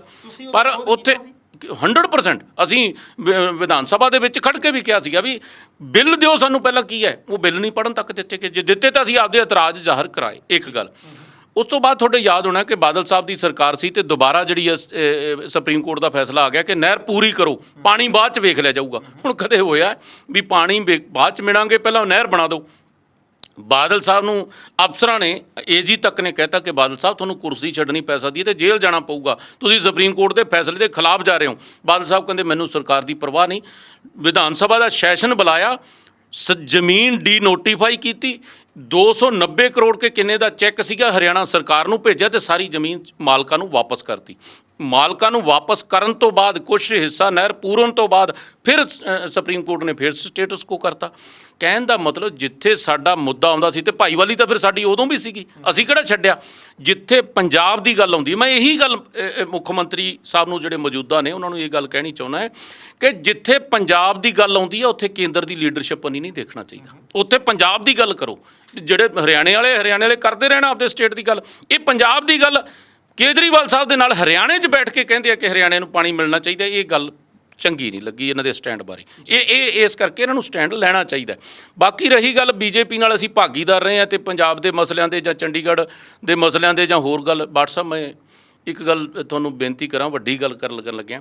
ਕੇਂਦਰ ਦੇ ਵਿੱਚ ਕਿਸੇ ਦੀ ਸਰਕਾਰ ਬੈਠ ਜੇ, ਪੰਜਾਬ ਨੂੰ ਉਸ ਅੱਖ ਨਾਲ ਦੇਖਦੀ ਹੈ ਜਿਵੇਂ ਬੇਗਾਨਾ ਹੁੰਦਾ। ਕੋਈ ਬੈਠੀ ਰਹੇ, ਅੱਜ ਤੱਕ ਕੇਂਦਰ 'ਚ ਜਿੰਨੀਆਂ ਸਰਕਾਰਾਂ ਬੈਠੀਆਂ, ਮੈਂ ਬੇਨਤੀ ਕਰਾਂ ਇਹਨੂੰ ਗੱਲ ਨੂੰ ਕੋਈ ਬੁਰਾ ਨਾ ਮਨਾਵੇ। ਪੰਜਾਬ ਨੂੰ ਜੋ ਚਾਹੀਦਾ, ਪੰਜਾਬ ਦਾ ਜੋ ਹੱਕ ਹੈ ਉਹ ਨਹੀਂ ਮਿਲਦਾ, ਕਿਉਂਕਿ ਪਹਿਲੇ ਦਿਨ ਹੀ ਮਾਰਿਆ ਗਿਆ। ਗਦਾਰੀ ਸਾਡੇ ਵੀ ਕੋਈ ਜਿਹੜੇ ਉਸ ਵੇਲੇ ਦੀ ਲੀਡਰਸ਼ਿਪ ਸੀ ਜਿਨ੍ਹਾਂ ਨੇ ਨਹੀਂ ਤਾਂ 47 ਵੇਲੇ ਹੀ ਲੈ ਲੈਂਦੇ ਤਾਂ ਲੈ ਲੈਂਦੇ, ਨਹੀਂ ਤਾਂ ਜੋ ਹਾਲਾਤ ਹੋਏ ਆ ਤੁਹਾਡੇ ਸਾਹਮਣੇ ਹੈ। ਉਸ ਵੇਲੇ ਜਦੋਂ ਠੱਗੀ ਵੱਜ ਗਈ ਤੇ ਅੱਜ ਤੱਕ ਅਸੀਂ ਹਰ ਰੋਜ਼ ਜਿਹੜਾ ਹੈਗਾ ਸਾਨੂੰ ਜਲੀਲ ਹੋਣਾ ਪੈ ਰਿਹਾ। ਕਿਸ ਕਿਸਮ ਦੇ ਦੂਜੇ ਦਰਜੇ ਦੇ ਕਈ ਵਾਰੀ ਤਾਂ ਸ਼ਹਿਰੀ ਮਹਿਸੂਸ ਕਰਦੇ ਹਾਂ ਅਸੀਂ ਜੋ ਹਾਲਾਤ ਅੱਜ ਦੇ ਜਿਵੇਂ SGPC ਦੇ ਮਾਮਲੇ 'ਚ ਵਾਪਰੇ ਆ। ਇਸ ਕਰਕੇ ਇਹ ਮੈਂ ਸਮਝਦਾ ਕਿ ਭਗਵੰਤ ਮਾਨ ਸਾਹਿਬ ਨੂੰ ਪੰਜਾਬ ਦੀ ਲਾਈਨ ਵੱਖਰੀ ਰੱਖਣੀ ਪੈਣੀ ਹੈ। ਵੋਟਾਂ ਕੇਂਦਰੀ ਲੀਡਰਸ਼ਿਪ ਉਹਨਾਂ ਦੀ ਮੰਗੇ, ਪਰ ਇੱਥੇ ਆ ਕੇ ਥੋੜ੍ਹਾ ਵੱਖਰਾ ਦਿਖਣਾ ਪੈਣਾ ਉਹਨਾਂ ਨੂੰ। ਅੱਛਾ ਬਰਾੜ ਸਾਹਿਬ, ਤੁਸੀਂ ਸ਼੍ਰੋਮਣੀ ਗੁਰਦੁਆਰਾ ਪ੍ਰਬੰਧਕ ਕਮੇਟੀ ਦਾ ਜ਼ਿਕਰ ਕੀਤਾ। ਇਹ ਗੱਲ ਅਕਾਲੀ ਦਲ ਦਾ ਕਲੀਅਰ ਸਟੈਂਡ ਹੈ ਕਿ ਭਾਈ SGPC ਦੇ ਅਧੀਨ ਹੀ ਹਰਿਆਣਾ ਦੇ ਗੁਰੂ ਘਰ ਰਹਿਣੇ ਚਾਹੀਦੇ ਆ, ਕਿ ਕਮੇਟੀ ਇੱਕ ਰਹੇ। ਉਹ ਸਟੈਂਡ ਬੜਾ ਕਲੀਅਰ ਹੈ। ਧਾਮੀ ਸਾਹਿਬ ਜਿਹੜੇ ਕਿ SGPC ਦੇ ਪ੍ਰਧਾਨ ਨੇ, ਉਹਨਾਂ ਨੇ ਵੀ ਕਲੀਅਰ ਹੀ ਸਟੈਂਡ ਲੈ ਲਿਆ। ਮੇਰੇ ਮਨ ਦੇ ਵਿੱਚ ਇੱਕ ਸਵਾਲ ਹੈ, ਅਕਾਲੀ ਦਲ ਦਾ ਸਟੈਂਡ ਸਪਸ਼ਟ ਹੈ, ਪਰ ਕਿਤੋਂ ਵੀ ਸਿੱਖ ਸੰਗਤ ਨਾ ਤਾਂ ਪੰਜਾਬ ਤੋਂ ਨਾ ਹਰਿਆਣੇ ਤੋਂ ਕਿਸੇ ਨੇ ਵੀ, ਇੱਕ ਨੇ ਵੀ ਇੱਦਾਂ ਨਹੀਂ ਕਿਹਾ ਕਿਤੇ ਮੈਂ 4 ਬੰਦਿਆਂ ਦੇ ਸਿਰ ਜੁੜੇ ਨਹੀਂ ਦੇਖੇ ਕਿ ਭਾਈ ਇਹ ਤਾਂ ਬਹੁਤ ਧੱਕਾ ਹੋ ਗਿਆ, ਇਹ ਤਾਂ ਬਹੁਤ ਗਲਤ ਹੋ ਗਿਆ। ਅਕਾਲੀ ਦਲ ਸਟੈਂਡ ਲੈ ਰਿਹਾ, ਸਮਝ ਆਉਂਦੀ ਹੈ, ਪਰ ਸੰਗਤ ਕਿਉਂ ਨਹੀਂ ਉੱਠ ਖਲੋ ਰਹੀ? ਕੀ SGPC ਦੇ ਵਿੱਚ ਯਕੀਨ ਤੇ ਵਿਸ਼ਵਾਸ ਦੀ ਥੋੜ੍ਹੀ ਘਾਟ ਹੈ? ਦੇਖੋ, ਨਹੀਂ, ਮੈਂ ਇੱਕ ਬੇਨਤੀ ਕਰਾਂ ਕਿ ਸਾਡੇ ਵਿਰੋਧੀਆਂ ਨੇ ਪ੍ਰਚਾਰ ਹੀ ਇੰਨਾ ਗਲਤ ਕਰਤਾ, ਇੰਨੇ ਢੰਗ ਨਾਲ ਮਤਲਬ ਪੇਂਟ ਕਰਤਾ, ਸਮਝ ਲਓ ਕਿ ਲੋਕਾਂ ਨੂੰ ਇਹ ਲੱਗਦਾ ਕਿ ਜੇ SGPC ਦੀ ਗੱਲ ਕਰਦੇ ਆ ਤਾਂ ਸ਼ਾਇਦ ਕੋਈ ਇਹ ਬਾਦਲ ਪਰਿਵਾਰ ਦੀ ਜਾਂ ਅਕਾਲੀ ਦਲ ਦੀ ਗੱਲ ਹੈ। ਨਹੀਂ, ਮੈਂ ਤੁਹਾਡੇ ਰਾਹੀਂ ਬੇਨਤੀ ਕਰੂੰਗਾ ਸਮੁੱਚੀ ਸੰਗਤ ਨੂੰ, ਇਹ ਬਹੁਤ ਵੱਡਾ ਮੁੱਦਾ ਹੈ। ਤੁਸੀਂ ਇਹਨੂੰ ਮੁੱਦੇ ਨੂੰ ਛੱਡ ਦਿਓ, ਅਸੂਲਾਂ ਤੋਂ ਤੇ ਕਾਨੂੰਨਨ ਵੀ ਕਿੱਡਾ ਵੱਡਾ ਗਲਤ ਕੰਮ ਹੋਇਆ ਹੈ ਕਿ ਅੱਜ ਜਦੋਂ ਅਸੀਂ SYL ਦਾ ਪਾ ਕੇ ਭੇਜਦੇ ਹਾਂ ਕੋਈ ਵਿਧਾਨ ਸਭਾ ਦੇ ਵਿੱਚ ਮਤਾ, ਤੇ ਉਹ ਤਾਂ ਕਹਿੰਦੇ ਨਹੀਂ ਜੀ ਇਹ ਧਾਰਾ 78 ਦੇ ਤਹਿਤ ਕੇਂਦਰ ਨੇ ਲਿਆ ਸੀ, ਤੁਸੀਂ ਨਹੀਂ ਕਰ ਸਕਦੇ। ਤੇ ਜਦੋਂ ਆ ਗਈ ਹਰਿਆਣਾ ਕਮੇਟੀ ਦੀ ਗੱਲ, ਇਹ ਪਾਰਲੀਮੈਂਟ ਦੇ ਕਾਨੂੰਨ ਦੇ ਤਹਿਤ ਬਣੀ ਹੋਈ ਹੈ, ਤੇ ਉਦੋਂ ਹਰਿਆਣੇ ਦੀ ਮੰਨ ਲੈਂਦੇ ਆ। ਕਿੱਡੀ ਵੱਡੀ ਦਰਿਆਉਤ ਸਾਡੇ ਨਾਲ ਹਰ ਥਾਂ 'ਤੇ ਹੋ ਰਹੀ ਹੈ। ਚੱਲ ਤੁਸੀਂ ਇਹ ਮੰਨ ਲਿਆ, ਇਹ ਤਾਂ ਅਸੀਂ ਲੜਾਈ ਲੜਾਂਗੇ ਜਿਵੇਂ ਲੜੀਗੀ, ਫਿਰ ਸਾਡਾ SYL ਵਾਲਾ ਮੰਨ ਲਓ। ਨਹੀਂ, ਇਸ ਕਰਕੇ ਮੈਂ ਸਮਝਦਾ ਕਿ ਪਾਰਲੀਮੈਂਟ ਦੇ ਕਿਸੇ ਵੀ ਕਾਨੂੰਨ ਨੂੰ ਸਾਡੇ ਦੇਸ਼ ਦੇ ਕਾਨੂੰਨ ਦੇ ਮੁਤਾਬਕ ਪੰਜਾਬ ਦੀ ਨਹੀਂ, ਕਿਸੇ ਵੀ ਸੂਬੇ ਦੀ ਵਿਧਾਨ ਸਭਾ ਨਹੀਂ ਬਦਲ ਸਕਦੀ। ਤੇ ਇਹ ਤਾਂ ਜੱਗੋਂ 13ਵੀਂ ਕੀਤੀ ਹੈ ਕਿ ਜਦੋਂ ਪਾਰਲੀਮੈਂਟ ਦਾ ਕਾਨੂੰਨ ਹੈ ਉਹਨੂੰ ਹਰਿਆਣਾ ਦੀ ਵਿਧਾਨ ਸਭਾ ਵਾਲਾ ਨੇ ਪਾਸ ਕੀਤਾ ਤੇ ਮਾਨਯੋਗ ਸੁਪਰੀਮ ਕੋਰਟ ਨੇ ਮੰਨ ਲਿਆ। ਤਾਂ ਜਮਾਂ ਹੀ ਹੈਰਾਨੀ ਵਾਲੀ ਗੱਲ ਹੈ। ਔਰ ਵੱਡੀ ਗੱਲ ਹੈ, ਮੈਂ ਇੱਕ ਗੱਲ ਕਹਾਂ ਕਿ ਇਹਦੇ ਪੇਜ ਨੰਬਰ 27 ਤੇ ਫੈਸਲੇ 'ਚ ਲਿਖਿਆ ਹੈ, ਦਾ writ petitioner SGPC and union have taken one line, ਮਤਲਬ ਕੇਂਦਰ ਦੀ ਸਰਕਾਰ ਨੇ ਤੇ SGPC ਨੇ ਇੱਕ ਕਿਹਾ ਕਿ ਇਹ ਕੇਂਦਰ ਦਾ ਅਖਤਿਆਰ ਹੈ, ਤੇ ਪਰ ਫਿਰ ਵੀ ਨਹੀਂ ਸੁਪਰੀਮ ਕੋਰਟ ਨੇ ਮੰਨਿਆ। ਦੂਜੇ ਪਾਸੇ ਉਹਨਾਂ ਨੇ ਕਿਹਾ ਦਾ ਸਟੇਟ ਆਫ ਹਰਿਆਣਾ ਕਮੇਟੀ ਤੇ ਸਟੇਟ ਆਫ ਪੰਜਾਬ। ਸਭ ਤੋਂ ਵੱਡੀ ਗੱਲ ਇਹ ਹੈ ਕਿ ਦੇਖੋ, ਜਿਹੜੀ ਸਟੇਟ ਆਫ ਪੰਜਾਬ, ਇਹ ਲਗਭਗ ਮੈਂ ਅਗਸਤ ਦੇ ਅਖੀਰਲੇ ਦਿਨਾਂ 'ਚ ਪੰਜਾਬ ਸਟੇਟ ਵੱਲੋਂ ਇਹ ਲਿਖਤੀ ਜਿਹੜਾ ਸੀਗਾ ਇੱਕ ਜਵਾਬ ਗਿਆ। ਮੈਂ ਭਗਵੰਤ ਮਾਨ ਸਾਹਿਬ ਨੂੰ ਕਿਉਂ ਇਹਨਾਂ ਗੱਲਾਂ 'ਤੇ ਕੋਸਦਾ ਕਿ ਪੰਜਾਬ ਦੇ ਮੁੱਦਿਆਂ 'ਤੇ, ਸਿੱਖਾਂ ਦੇ ਮੁੱਦਿਆਂ 'ਤੇ ਪੰਜਾਬ ਨਾਲ ਖੜਨਾ ਚਾਹੀਦਾ ਹੈ। ਯਾਰ, ਅਗਸਤ ਦੇ ਵਿੱਚ ਇਹ ਰਿਟਨ ਸਟੇਟਮੈਂਟ ਗਈ ਹੋਵੇ ਐਸੇ ਸਰਕਾਰ ਦੇ ਦੌਰਾਨ, ਤੇ ਜਾਂ ਤਾਂ ਭਗਵੰਤ ਮਾਨ ਸਾਹਿਬ ਨੂੰ ਦਿਖਾਈ ਨਹੀਂ, ਤੇ ਜੇ ਦਿਖਾਈ ਹੈ ਤਾਂ ਫਿਰ ਬਹੁਤ ਵੱਡੀ ਗਦਾਰੀ ਹੈ। ਇਹ ਬਹੁਤ ਵੱਡੀ ਗਦਾਰੀ ਹੈ ਕਿ ਤੁਸੀਂ ਆਪਦੀ SGPC ਜਾਂ ਪੰਜਾਬ ਨਾਲ ਕਿਉਂ ਨਹੀਂ ਖੜ ਸਕਦੇ। ਹਰਿਆਣਾ ਜਿਹੜੇ ਬਾਕੀ ਬਚਦੇ ਗੁਰਦੁਆਰਿਆਂ ਦੀ ਕਮੇਟੀ ਬਣਾ ਲਏ, ਸਾਨੂੰ ਕੀ ਇਤਰਾਜ਼ ਹੈ, ਪਰ ਜਿਹੜੇ ਸਾਂਝੇ ਧਾਰਾ ਦੇ ਤਹਿਤ ਜਦੋਂ ਪੁਨਰਗਠਨ ਐਕਟ ਬਣਿਆ ਹੈ ਤੇ ਉਹਦੀ ਧਾਰਾ ਦੇ ਤਹਿਤ 72 ਸੈਕਸ਼ਨ ਦੇ ਤਹਿਤ ਇਹ ਜਿਹੜੇ ਜਿੰਨਾ ਪੁਰਾਣਾ ਪੰਜਾਬ ਸੀ ਉਹਦੇ ਗੁਰਦੁਆਰੇ SGPC ਦੇ ਅੰਦਰ ਰੱਖੇ ਗਏ ਹੈ, ਤੇ ਫਿਰ ਜੇ ਉਹਨੂੰ ਤੋੜਨ ਦੀ ਸਾਜ਼ਿਸ਼ ਕਾਂਗਰਸ ਪਾਰਟੀ ਦੇ ਹੁੱਡਾ ਸਾਹਿਬ ਨੇ ਕੀਤੀ, ਉਹਦੇ ਤੇ ਮੋਹਰ ਕੈਪਟਨ ਅਮਰਿੰਦਰ ਸਿੰਘ ਨੇ 2019 'ਚ ਲਗਾਈ ਜਦੋਂ ਸੁਪਰੀਮ ਕੋਰਟ 'ਚ ਲਿਖ ਕੇ ਦਿੱਤਾ, ਤੇ ਅਗਸਤ ਦੇ ਅਖੀਰਲੇ ਦਿਨਾਂ ਦੇ ਵਿੱਚ ਇਹ ਭਗਵੰਤ ਮਾਨ ਸਾਹਿਬ ਨੇ ਵੀ ਲਾਤੀ। ਫਿਰ ਕੌਣ ਤਿੰਨਾਂ 'ਚੋਂ ਇਹ ਵੱਖਰਾ ਤਾਂ ਕੋਈ ਵੀ ਨਾ ਹੋਇਆ। ਇਸ ਕਰਕੇ ਮੈਨੂੰ ਗਿਲਾ ਹੈ ਥੋੜ੍ਹਾ ਜਿਹਾ ਕਿ ਪੰਜਾਬ ਦੇ ਜੰਮਿਓ, ਪੰਜਾਬ ਦੀ ਮਿੱਟੀ ਦਿਓ, ਘੱਟੋ ਘੱਟ ਪੰਜਾਬ ਤੇ ਪੰਜਾਬ ਦੇ ਮੁੱਦਿਆਂ ਨਾਲ ਤਾਂ ਖੜਨਾ ਚਾਹੀਦਾ ਨਾ। ਮੇਰਾ ਇਹ ਇੱਕ ਉਲਾਂਭਾ ਹੈ। ਮੈਂ ਤੁਹਾਨੂੰ ਕਹਾਂ ਕਿ ਇਹ ਉਲਾਂਭਾ ਹੈ, ਤੇ ਸ਼ਾਇਦ ਇਹ ਉਲਾਂਭਾ ਸੁਣ ਕੇ ਵੈਸੇ ਤਾਂ ਜਿਹੜਾ ਤਾਕਤ 'ਚ ਬੈਠਾ ਹੋਵੇ ਗੁੱਸੇ 'ਚ ਹੀ ਆਉਂਦਾ ਹੁੰਦਾ ਹੈ, ਪਰ ਮੇਰੀ ਇਹ ਬੇਨਤੀ ਹੈ ਕਿ ਗੁੱਸੇ 'ਚ ਆਉਣ ਦੀ ਬਜਾਏ ਇਸ ਉਲਾਂਭੇ ਨੂੰ ਢਿੱਡੋਂ ਸੁਣੋ ਔਰ ਪੰਜਾਬ ਦੇ ਲੋਕਾਂ ਨਾਲ ਖੜੋ, ਕੋਈ ਵੀ ਮੁੱਦਾ ਹੋ। ਬਰਾੜ ਸਾਹਿਬ, ਤੁਹਾਡੀ ਵੀ ਸਰਕਾਰ ਰਹੀ ਹੈ, ਇਹ ਗੱਲ ਸੱਚੀ ਹੈ ਕਿ ਜਦੋਂ ਤਾਕਤ ਹੋਵੇ ਬੰਦੇ ਨੂੰ ਗੁੱਸਾ ਹੀ ਆਉਂਦਾ? ਫਰਕ ਤੇ ਪੈ ਹੀ ਜਾਂਦਾ ਨਾ, ਉਹਨੂੰ ਇਹ ਲੱਗਦਾ ਕਿ ਇਹ ਕੌਣ ਹੁੰਦੇ ਸਿਖਾਉਣ ਵਾਲੇ। ਇਸ ਕਰਕੇ ਮੈਂ ਤਾਂ ਇਹੀ ਕਹੂੰਗਾ ਕਿ ਕਈ ਵਾਰੀ ਜਦੋਂ ਤਾਕਤ ਹੁੰਦੀ ਹੈ ਤੇ ਉਹਨੂੰ ਇੱਕ ਹੋਰ ਮੈਂ ਨੁਕਸ ਦੇਖਿਆ ਇਹ ਹੁਣ ਦੀ ਸਰਕਾਰ 'ਚ ਨਾ, ਮੈਂ ਵੇਖਿਆ ਹੈ। ਉਹਦੇ ਪਿੱਛੇ ਮੈਨੂੰ ਜਾਤੀ ਤੌਰ 'ਤੇ ਜਿਹੜੀਆਂ ਗੱਲਾਂ ਪਤਾ ਲੱਗੀਆਂ ਉਹ ਨਹੀਂ ਮੈਂ ਦੱਸੂੰਗਾ, ਪਰ ਮੈਂ ਵਿਧਾਨ ਸਭਾ ਦਾ ਜ਼ਿਕਰ ਕਰ ਲੈਣਾ। ਵਿਧਾਨ ਸਭਾ ਦੇ ਵਿੱਚ ਮੁੱਖ ਮੰਤਰੀ ਸਾਹਿਬ ਕਿਸ ਤਲਖ ਨਾਲ ਬੋਲ ਰਹੇ ਸੀ। ਨਹੀਂ ਬੋਲਣਾ ਚਾਹੀਦਾ। ਤੁਸੀਂ ਬਹੁਤ ਵੱਡੀ ਪਦਵੀ 'ਤੇ ਹੋ ਯਾਰ, ਤੁਹਾਡਾ ਹਾਜ਼ਮਾ ਢਿੱਡ ਐਡਾ ਵੱਡਾ ਹੋ ਜਾਣਾ ਚਾਹੀਦਾ ਕਿ ਜੇ ਵਿਰੋਧੀ ਧਿਰ ਕਹਿੰਦੀ ਹੈ ਉਹਦੇ 'ਚੋਂ ਸਿੱਖੋ ਵੀ ਕੀ ਕਹਿ ਰਹੇ ਆ। ਜੇ ਕੋਈ ਲੱਗਦੀ ਹੈ ਸਰਕਾਰ 'ਚ ਗਲਤੀ ਹੈ ਤੇ ਫਿਰ ਉਹਨੂੰ ਠੀਕ ਕਰਨਾ ਚਾਹੀਦਾ। ਤੇ ਜੇ ਤੁਸੀਂ ਆਖੋ ਵੀ ਹਾਂ ਹੁਣ ਬੋਲ ਕਿਵੇਂ ਜਾਊਗਾ ਕੋਈ, ਇਹ ਵਰਤਾਰਾ ਸਰਕਾਰ ਦਾ ਨਹੀਂ ਹੁੰਦਾ। ਸਰਕਾਰ ਦੇ ਜਿੰਨੇ ਕੰਨ ਆ ਉਹਨੇ ਖੁੱਲ੍ਹੇ ਹੋਣੇ ਚਾਹੀਦੇ ਹੈ। ਜੇ ਤੁਹਾਡਾ ਕੋਈ ਵਿਰੋਧੀ ਬੋਲਦਾ ਤਾਂ ਤੁਹਾਡਾ ਫਾਇਦਾ ਹੀ ਕਰ ਰਿਹਾ ਹੁੰਦਾ ਹੈ, ਕਿਉਂਕਿ ਜੇ ਤੁਹਾਡੇ 'ਤੇ ਕੋਈ ਤੰਜ ਕੱਸ ਰਿਹਾ ਜਾਂ ਤੁਹਾਡੀ ਕੋਈ ਗੱਲ ਨੂੰ ਕਹਿ ਰਿਹਾ ਕਿ ਆ ਗਲਤ ਹੋ ਰਹੀ ਹੈ ਤੇ ਤੁਸੀਂ ਉਹਨੂੰ ਠੀਕ ਕਰਕੇ ਜਨਤਾ ਦਾ ਦਿਲ ਆਪੇ ਜਿੱਤ ਲਓਗੇ। ਇਸ ਕਰਕੇ ਮੈਂ ਤਾਂ ਜਿਹੜੀਆਂ ਗੱਲਾਂ ਵਾਪਰੀਆਂ ਕਿ ਸਰਕਾਰ ਦੇ ਵਿੱਚ, ਵਿਧਾਨ ਸਭਾ ਦੇ ਵਿੱਚ ਜਿਸ ਕਿਸਮ ਦਾ ਮੁੱਖ ਮੰਤਰੀ ਸਾਹਿਬ ਵਿਰੋਧੀਆਂ ਨੂੰ, ਖਾਸ ਕਰਕੇ ਆਪਦੇ ਪੁਰਾਣੇ ਮਿੱਤਰਾਂ ਨੂੰ, ਕਿਉਂਕਿ ਕਈ ਉਹਨਾਂ 'ਚੋਂ ਹੀ ਗਏ ਸੀਗੇ, ਉਹਨਾਂ ਪ੍ਰਤੀ ਜਿਸ ਕਿਸਮ ਦੇ ਸ਼ਬਦਾਵਲੀ ਜਾਂ ਗੁੱਸਾ ਵਿਖਾ ਰਹੇ ਸੀ, ਇਹ ਨਹੀਂ ਵਿਖਾਉਣਾ ਚਾਹੀਦਾ। ਬਾਦਲ ਸਾਹਿਬ ਦਾ ਤੁਸੀਂ ਦੇਖਿਆ ਕਿਸ ਤਰ੍ਹਾਂ ਠਰਮੇ ਨਾਲ ਸਰਦਾਰ ਸਾਹਿਬ, ਫਲਾਨਾ ਸਾਹਿਬ ਕਹਿ ਕੇ ਉਹਨਾਂ ਨੇ, ਭਾਵੇਂ ਉਦੋਂ ਹੋ ਸਕਦਾ ਕਿ ਉਹ ਬੰਦੇ ਦੀ ਵੱਧ ਕਿਸੇ ਗੱਲੋਂ ਕੋਈ ਨੁਕਤਾਚੀ ਨਹੀਂ ਕਰ ਦਿੰਦੇ ਹੁਣ, ਪਰ ਸ਼ਬਦਾਂ ਦੀ ਤੇ ਇੱਕ ਠਰਮਾ ਜਿਹੜਾ ਹੈਗਾ ਉਹ ਜ਼ਰੂਰ ਚਾਹੀਦਾ। ਮੈਂ ਤਾਂ ਕਹਿਣਾ ਕਿ ਗੁੱਸਾ ਨਾ ਖਾਣ, ਮੇਰਾ ਪੰਜਾਬ ਪ੍ਰਤੀ ਇੱਕ ਸੁਨੇਹਾ ਹੀ ਹੈ ਕਿ ਪੰਜਾਬ ਪ੍ਰਤੀ ਵਫਾਦਾਰ ਹੋਣਾ ਚਾਹੀਦਾ। ਬਰਾੜ ਸਾਹਿਬ, ਮੈਨੂੰ ਇੱਕ ਚੀਜ਼ ਦੱਸਿਓ, 7 ਕੁ ਮਹੀਨੇ ਪਹਿਲਾਂ ਪੰਜਾਬ ਦੇ ਵਿੱਚ ਵਿਧਾਨ ਸਭਾ ਦੀਆਂ ਚੋਣਾਂ ਦਾ ਕੰਮ ਨਿਬੜਿਆ, ਤੇ ਜਦੋਂ ਕੰਮ ਨਿਬੜਿਆ ਤੇ ਉਹਦੇ ਤੋਂ ਬਾਅਦ ਤੁਹਾਡੀ ਪਾਰਟੀ ਨੇ 97 ਸੀਟਾਂ ਲੜੀਆਂ ਤੇ ਉਹਦੇ ਵਿੱਚੋਂ 94 ਹਾਰੀਆਂ, ਤੇ ਕਦੇ 94 ਹੀ ਲੜਦੇ ਹੁੰਦੇ ਸੀ ਤੁਸੀਂ ਭਾਰਤੀ ਜਨਤਾ ਪਾਰਟੀ ਨੇ ਜਦੋਂ ਗੱਠਜੋੜ ਹੁੰਦਾ ਸੀ। 5 ਸਾਲ ਸੱਤਾ ਤੋਂ ਬਾਹਰ ਰਹਿਣ ਦੇ ਬਾਵਜੂਦ ਜਦੋਂ ਲੋਕਾਂ ਨੇ ਕਿਹਾ ਕਿ ਕੈਪਟਨ ਸਾਹਿਬ ਤੇ ਚੰਨੀ ਸਾਹਿਬ ਦੀਆਂ ਸਰਕਾਰਾਂ ਨਹੀਂ ਚੰਗੀਆਂ, ਸਾਨੂੰ ਨਹੀਂ, ਇਹਦੇ ਬਾਵਜੂਦ ਵੀ ਲੋਕ ਸ਼੍ਰੋਮਣੀ ਅਕਾਲੀ ਦਲ ਵੱਲ ਕਿਉਂ ਨਹੀਂ ਆਏ? ਜਾਣੀ ਕਿ ਕਿੱਥੇ ਘਾਟ ਰਹਿ ਗਈ? ਜਦ ਕਿ ਮੈਨੂੰ ਯਾਦ ਹੈ 95% ਵਾਅਦੇ ਪੂਰੇ ਕਰਨ ਦਾ ਦਾਅਵਾ 2017 ਦੇ ਵਿੱਚ ਸ਼੍ਰੋਮਣੀ ਅਕਾਲੀ ਦਲ ਨੇ ਕੀਤਾ ਸੀ ਕਿ ਅਸੀਂ ਸਰਕਾਰ ਬਣਾਈ, ਅਸੀਂ ਇੰਨੇ % ਵਾਅਦੇ ਪੂਰੇ ਕਰ ਦਿੱਤੇ। ਲਗਾਤਾਰ ਲੋਕਾਂ ਦੀ ਬੇਮੁਖੀ ਜਿਹੜੀ ਹੈ ਉਹ ਕਿਉਂ ਵੱਧ ਰਹੀ ਹੈ? ਵੱਡੇ ਬਾਦਲ ਸਾਹਿਬ ਦਾ ਹਾਰ ਜਾਣਾ, ਲੋਕ ਹੈਰਾਨ ਸੀ ਕਿ ਭਾਈ ਲੰਬੀ ਤੋਂ ਵੱਡੇ ਬਾਦਲ ਸਾਹਿਬ ਕਿਵੇਂ ਹਾਰ ਸਕਦੇ ਆ। ਲੋਕ ਸਭਾ ਦੇ ਵਿੱਚ ਪ੍ਰਤੀਨਿਧਤਾ ਉਸ ਪਰਿਵਾਰ ਦੀ ਹੋਵੇ, ਕੇਂਦਰ ਦੇ ਵਿੱਚ ਕੈਬਨਿਟ ਹੋਵੇ, ਗੁਆਂਢੀ ਲੋਕ ਸਭਾ ਹਲਕਾ ਵੀ ਉਹਨਾਂ ਦਾ ਹੋਵੇ, ਏਡਾ ਵੱਡਾ ਸਾਮਰਾਜ ਹੀ ਕਹਿ ਸਕਦੇ ਆ। ਕੀ ਗੱਲ ਹੋਈ? ਜਾਣੀ ਅਕਾਲੀ ਦਲ ਕਿੱਥੇ ਗਲਤੀ ਖਾ ਗਿਆ? ਦੇਖੋ, ਮੈਂ ਇੱਕ ਬੇਨਤੀ ਕਰਾਂ ਕਿ ਕੰਮ ਕਰਦਿਆਂ ਤੋਂ ਹੋ ਸਕਦਾ ਹੈ ਸੈਂਕੜੇ ਗਲਤੀਆਂ ਹੋ ਗਈਆਂ। ਹੁਣ ਮੈਂ ਜਿਵੇਂ ਕਿਹਾ ਕਿ ਜਦੋਂ ਤਾਕਤ 'ਚ ਹੁੰਦਾ ਬੰਦਾ, ਕਈ ਵਾਰੀ ਉਦੋਂ ਕਿਸੇ ਕਿਸਮ ਦੀ ਕੁਛ ਹੋ ਸਕਦੀ। ਪਹਿਲੀ ਗੱਲ ਤਾਂ ਮੈਂ ਸਮੁੱਚੀ ਸਿੱਖ ਪੰਥ ਤੋਂ, ਸਮੁੱਚੇ ਪੰਜਾਬ ਦੇ ਲੋਕਾਂ ਤੋਂ ਨਹੀਂ, ਜਿੱਥੇ ਵੀ ਸ਼੍ਰੋਮਣੀ ਅਕਾਲੀ ਦਲ ਨੂੰ ਚਾਹੁਣ ਵਾਲੇ ਲੋਕ ਬੈਠੇ, ਮੈਂ ਮਾਫੀ ਚਾਹੁੰਦਾ ਜੇ ਸਾਡੇ ਤੋਂ ਕੋਈ ਕਮੀ ਪੇਸ਼ੀ ਰਹੀ ਹੈ। ਇੱਕ ਗੱਲ। ਦੂਜੀ ਗੱਲ, 2 ਸਰਕਾਰਾਂ ਜਿਹੜੀਆਂ ਬਣੀਆਂ ਉਹ ਝੂਠ ਦੀ ਬੁਨਿਆਦ ਤੇ ਬਣੀਆਂ। ਜੇ ਤੁਸੀਂ ਪਹਿਲੀ ਕੈਪਟਨ ਅਮਰਿੰਦਰ ਸਿੰਘ ਦੀ ਸਰਕਾਰ ਦੇਖੋ, ਉਦੋਂ ਦੋਨੋਂ ਪਾਰਟੀਆਂ ਨੇ ਸਾਡੇ ਨਾਲ 2 ਮੁੱਦਿਆਂ ਤੇ ਬਹੁਤ ਵੱਡਾ ਸਾਡੇ ਖਿਲਾਫ ਪ੍ਰਚਾਰ ਕੀਤਾ, ਇੱਕ ਬੇਅਦਬੀ ਦੇ ਮੁੱਦੇ ਤੇ ਦੂਜਾ ਨਸ਼ਿਆਂ ਦੇ ਮੁੱਦੇ ਤੇ ਇਹ ਕੈਪਟਨ ਅਮਰਿੰਦਰ ਸਿੰਘ ਨੇ ਗੁਟਕਾ ਸਾਹਿਬ ਹੱਥ 'ਚ ਫੜ ਕੇ ਉਹ ਵਾਅਦੇ ਕੀਤੇ, ਸਾਰਾ ਹੀ ਕਰਜ਼ਾ ਮਾਫ, ਘਰ ਘਰ ਨੌਕਰੀ, ਤੇ ਮਤਲਬ ਉਹ ਕਿਹੜੀਆਂ ਚੀਜ਼ਾਂ ਹੈ ਕਿ ਜਿਹੜੀਆਂ ਉਹਨਾਂ ਨੇ ਵਾਅਦਾ ਨਹੀਂ ਕੀਤਾ, ਤੇ ਲੋਕਾਂ ਨੂੰ ਇਹ ਲੱਗਿਆ ਕਿ ਯਾਰ ਜਦੋਂ ਗੁਟਕਾ ਸਾਹਿਬ ਹੀ ਹੱਥ 'ਚ ਫੜ ਲਿਆ ਤੇ ਇਹ ਜ਼ਰੂਰ ਕੈਪਟਨ ਸਾਹਿਬ ਕਰਨਗੇ, ਤੇ ਲੋਕਾਂ ਨੇ ਵੋਟਾਂ ਪਾਤੀਆਂ। ਤੇ ਜੋ 5 ਸਾਲਾਂ ਦੇ ਵਿੱਚ ਵਾਪਰਿਆ ਉਹ ਤੁਹਾਡੇ ਸਾਹਮਣੇ ਹੈ, ਮੈਂ ਉਹਦੇ 'ਚ ਕੋਈ ਬਹੁਤੀ ਡਿਟੇਲ 'ਚ ਨਹੀਂ ਜਾਊਂਗਾ।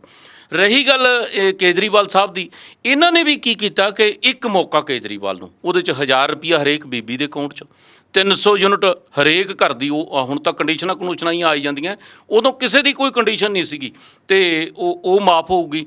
ਫਿਰ ਨੌਕਰੀ ਦੇ ਬਾਰੇ 'ਚ ਤੁਸੀਂ ਆਪ ਦੇਖਿਆ, ਮੁੱਖ ਮੰਤਰੀ ਸਾਹਿਬ ਕਹਿੰਦੇ ਵੀ ਗੋਰੇ ਵੀ ਇੱਥੇ ਨੌਕਰੀ ਕਰਨ ਆਇਆ ਕਰਨਗੇ, ਮਤਲਬ ਐਸਾ ਮਾਹੌਲ ਅਸੀਂ ਪੈਦਾ ਕਰ ਦਿਆਂਗੇ। ਤੇ ਬਾਕੀ ਦੇ ਜਿਹੜੇ ਸੀਗੇ ਇਸ ਤਰ੍ਹਾਂ ਦੇ ਸਾਰੇ ਇਸ ਕਿਸਮ ਦੇ ਸਬਜ਼ ਬਾਗ ਵਿਖਾਏ ਕਿ ਲੋਕਾਂ ਨੂੰ ਲੱਗਿਆ ਯਾਰ ਵੀ ਬਾਕੀਆਂ ਨੂੰ ਮੌਕਾ ਦੇ ਕੇ ਦੇਖਿਆ, ਐਤਕੀ ਵੀ ਦੇਖ ਲਓ। ਪਰ ਇਹਨਾਂ ਦਿਨਾਂ ਦੇ ਦੌਰਾਨ ਹੋਇਆ ਕੀ, ਮੈਂ ਨੌਕਰੀਆਂ ਦੀ ਜਿਹੜੀ ਗੱਲ ਕੀਤੀ ਸੀਗੀ, ਨੌਕਰੀਆਂ ਜਿੰਨੀਆਂ ਕੁ ਵੀ ਦਿੱਤੀਆਂ ਬਾਟ ਸਾਹਿਬ, ਤੁਸੀਂ ਹੈਰਾਨ ਹੋ ਜਾਓਗੇ ਕਿ 60% ਜਾਂ 50% ਨੌਕਰੀਆਂ ਬਾਹਰਲੇ ਸੂਬਿਆਂ 'ਚ ਹੀ ਜਾਈ ਜਾਂਦੀਆਂ। ਇਹ ਮੁੱਖ ਮੰਤਰੀ ਸਾਹਿਬ ਕਦੋਂ ਦੇਖਣਗੇ? 68 ਵੈਟਰਨਰੀ ਇੰਸਪੈਕਟਰ ਰੱਖੇ, 35 ਰਾਜਸਥਾਨ ਤੇ ਹਰਿਆਣੇ ਦੇ, 290 ਤੇ 718 ਪੋਸਟਾਂ ਬਿਜਲੀ ਬੋਰਡ ਦੀਆਂ ਭਰੀਆਂ ਗਈਆਂ, 40% ਦੀ ਨੌਕਰੀਆਂ ਜਿਹੜੀਆਂ ਹੈਗੀਆਂ ਉਹ ਪੰਜਾਬ ਤੋਂ ਬਾਹਰਲਿਆਂ ਨੂੰ ਹੀ ਮਿਲ ਗਈਆਂ। ਇਹ ਹੁਣ ਕੌਣ ਦੇਖੇ, ਕਿਹਨੂੰ ਲਾਂਭਾ ਦੇਈਏ ਇਸ ਗੱਲ ਦਾ? ਇਸ ਕਰਕੇ ਮੇਰੀ ਇਹ ਬੇਨਤੀ ਹੈ ਕਿ ਇਹ ਜਿਹੜੀਆਂ ਗੱਲਾਂ ਸਰਕਾਰ ਤੋਂ ਪਹਿਲਾਂ ਸੀਗੀਆਂ, ਇਹ ਕੁਝ ਹੋਰ ਸੀ ਤੇ ਹੁਣ ਹੋਰ। ਆ ਲਓ, ਬਿਜਲੀ ਨਿਗਮ ਨੇ 40% ਦੀ ਨੌਕਰੀਆਂ ਦੂਜੇ ਸੂਬਿਆਂ ਤੋਂ ਰੱਖੀਆਂ। ਮਤਲਬ ਇਹ ਜਦੋਂ ਸਰਕਾਰ ਬਣਾਉਣੀ ਹੁੰਦੀ ਹੈ ਨਾ ਬਾਟ ਸਾਹਿਬ, ਮੈਂ ਇੱਕ ਬੇਨਤੀ ਕਰਾਂ, ਉਦੋਂ ਹਰੇਕ ਪੋਲੀਟੀਕਲ ਪਾਰਟੀ ਦੀ ਹੋਰ ਗੱਲ ਹੁੰਦੀ ਹੈ, ਤੇ ਜਦੋਂ ਆ ਜਾਂਦੇ ਸਰਕਾਰ 'ਚ ਉਦੋਂ ਹੋਰ। ਸਾਡੀਆਂ ਸਰਕਾਰਾਂ 3 ਰਹੀਆਂ। 97 ਵਾਲੀ ਸਰਕਾਰ ਦਾ ਤਾਂ ਮੈਂ ਖੈਰ ਬਹੁਤਾ ਮੇਰੇ ਕੋਲੇ ਮੈਨੀਫੈਸਟੋ ਨਹੀਂ ਹੋਣਾ, ਮੇਰੇ ਕੋਲੇ 7 ਵਾਲੀ ਦਾ ਵੀ ਹੈਗਾ ਤੇ 12 ਵਾਲੀ ਦਾ ਵੀ ਹੈਗਾ। ਮੈਂ ਤੁਹਾਨੂੰ ਔਨ ਰਿਕਾਰਡ ਕਹਿ ਸਕਦਾ, ਕਦੇ ਭਾਵੇਂ ਇਸ ਮੁੱਦੇ ਤੇ ਆਪਾਂ ਦੁਬਾਰਾ ਪ੍ਰੋਗਰਾਮ ਕਰ ਲਿਓ, ਮੈਂ ਮੈਨੀਫੈਸਟੋ ਲੈ ਕੇ 98% ਸਾਡਾ ਮੈਨੀਫੈਸਟੋ ਪੂਰਾ ਕੀਤਾ, ਔਰ ਮੈਨੀਫੈਸਟੋ ਤੋਂ ਬਾਹਰ ਜਾ ਕੇ ਵੀ ਕੀਤੀਆਂ। ਆ ਜਿਹੜੀਆਂ ਯਾਦਗਾਰਾਂ ਬਣਾਈਆਂ, ਭਾਵੇਂ ਬਾਬਾ ਬੰਦਾ ਸਿੰਘ ਬਹਾਦਰ ਦੀ ਹੈ, ਭਾਵੇਂ ਵਿਰਾਸਤ-ਏ ਖਾਲਸਾ ਹੈ, ਭਾਵੇਂ ਮੋਤੀ ਮਹਿਰਾ ਜੀ ਦੀ ਹੈ, ਭਾਵੇਂ ਭਾਈ ਜੈਤਾ ਜੀ ਦੀ ਹੈ, ਭਾਵੇਂ ਵੱਡਾ ਘੱਲੂਘਾਰਾ, ਛੋਟਾ ਘੱਲੂਘਾਰਾ, ਦਰਬਾਰ ਸਾਹਿਬ ਦਾ ਗਲਿਆਰਾ ਸੁੰਦਰ ਬਣਾਉਣਾ, ਦੁਰਗਿਆਣਾ ਮੰਦਿਰ ਦਾ ਬਣਾਉਣਾ, ਖੁੜਾਲਗੜ੍ਹ ਦੂਜਾ ਗੁਰੂ ਰਵਿਦਾਸ ਜੀ ਦੀ ਜਿਹੜੀ ਹੈਗੀ ਆ ਉਹ ਬਣਾਈ ਹੈ, ਇਸੇ ਤਰ੍ਹਾਂ ਭਗਵਾਨ ਵਾਲਮੀਕੀ ਜੀ ਦਾ ਅੰਮ੍ਰਿਤਸਰ। ਇਹ ਅਸੀਂ ਲਿਖਿਆ ਥੋੜ੍ਹਾ ਸੀਗਾ, ਜਾਂ ਯਾਤਰਾਵਾਂ ਜਿਹੜੀਆਂ ਕਰਾਉਂਦੇ ਸੀ ਕੋਈ ਲਿਖਿਆ ਥੋੜ੍ਹੇ ਸੀ। ਮੇਰੇ ਕਹਿਣ ਦਾ ਮਤਲਬ ਹੈ ਕਿ ਬਾਹਰ ਜਾ ਕੇ ਵੀ ਕੀਤਾ, ਪਰ ਹੁਣ ਦੀਆਂ ਸਰਕਾਰਾਂ ਦੀ ਜੇ ਆਪਾਂ ਗੱਲ ਕਰ ਲਈਏ, ਜਿਹੜੀਆਂ ਗੱਲਾਂ ਕਰਦੇ ਆ ਉਹ ਨਹੀਂ ਪੂਰਾ ਉਤਰ ਰਿਹਾ। ਹੁਣ ਕੱਟੜ ਇਮਾਨਦਾਰੀ ਦੀ ਗੱਲ ਕਰ ਲਈਏ, 500 ਕਰੋੜ ਦੀ ਸ਼ਰਾਬ ਘੁਟਾਲੇ ਦੀ ਗੱਲ ਆਈ।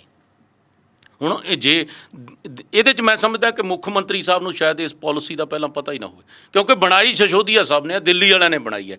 ਜੇ ਦਿੱਲੀ ਵਾਲੀ ਪਾਲਿਸੀ ਜਿਹੜੀ ਹੈਗੀ ਹੈ ਉਹ ਢਾਹ ਦਿੱਤੀ ਗਈ ਹੈ, ਤੇ ਫਿਰ ਪੰਜਾਬ ਵਾਲੀ ਕਿਵੇਂ ਰਹਿ ਸਕਦੀ ਹੈ? ਜਾਂ ਦਿੱਲੀ ਇਹਨਾਂ ਨੇ ਗਲਤ ਕੀਤਾ ਜਾਂ ਪੰਜਾਬ 'ਚ ਕੀਤਾ, ਹੁਣ ਤਾਂ ਸਾਬਤ ਹੋ ਗਿਆ ਨਾ। ਜੇ ਦਿੱਲੀ ਗਲਤ ਕੀਤਾ ਤੇ ਫਿਰ ਪੰਜਾਬ ਵਾਲੀ ਕਿਵੇਂ ਸਹੀ ਰਹੇਗੀ? ਔਰ ਮੈਂ ਮਲਵਿੰਦਰ ਸਿੰਘ ਕੰਗ ਹੋਰਾਂ ਨੂੰ ਪੁੱਛਿਆ ਸੀ, ਉਹਨਾਂ ਦੇ ਸਪੋਕਸਪਰਸਨ ਨੇ ਆਮ ਆਦਮੀ ਪਾਰਟੀ ਦੇ, ਉਹ ਕਹਿੰਦੇ ਜੀ ਆ ਦੇਖੋ ਕਮਾਈ ਵਧ ਰਹੀ, ਅੰਕੜੇ ਦੱਸਦੇ ਸੀ ਕਿ ਤੁਸੀਂ ਕਹੀ ਜਾਂਦੇ ਹੋ ਪਾਲਿਸੀ ਗਲਤ ਹੈ, ਉਹ ਕਹਿੰਦੇ ਜੀ ਕਮਾਈ ਵਧਾ ਲਈ ਹੈ। ਦੇਖੋ ਦੋ ਗੱਲਾਂ ਨੇ। ਪਹਿਲੀ ਗੱਲ ਤਾਂ ਜਦੋਂ ਸਾਲ ਦਾ ਹਿਸਾਬ ਹੁੰਦਾ ਨਾ WhatsApp, ਇਹ ਹਿਸਾਬ ਦਾ ਉਦੋਂ ਪਤਾ ਲੱਗਦਾ। ਹੁਣ ਜਿੰਨੇ ਮਰਜ਼ੀ ਅੰਕੜੇ ਫਾਜੇ ਕਰਕੇ ਇੱਧਰ ਉੱਧਰ ਕਰੀ ਜਾਣ ਸਰਕਾਰਾਂ 'ਚ, ਮੈਂ ਬੜਾ ਕੁਝ ਦੇਖਿਆ, ਮੈਂ ਫਾਈਨਾਂਸ ਡਿਪਾਰਟਮੈਂਟ 'ਚ ਵੀ ਰਿਹਾ। ਮੇਰਾ ਤਾਂ ਇੱਕ ਸਵਾਲ ਦਾ ਜਵਾਬ ਕੋਈ ਸਰਕਾਰ 'ਚ ਬੈਠਾ ਨੁਮਾਇੰਦਾ ਦੇ ਦੇ, ਇਹ L1 ਜਿਹੜੇ ਸੀਗੇ ਇਹ 5% ਤੋਂ ਕਮਿਸ਼ਨ ਵਧਾ ਕੇ 10% ਕੀਤਾ ਹੈ।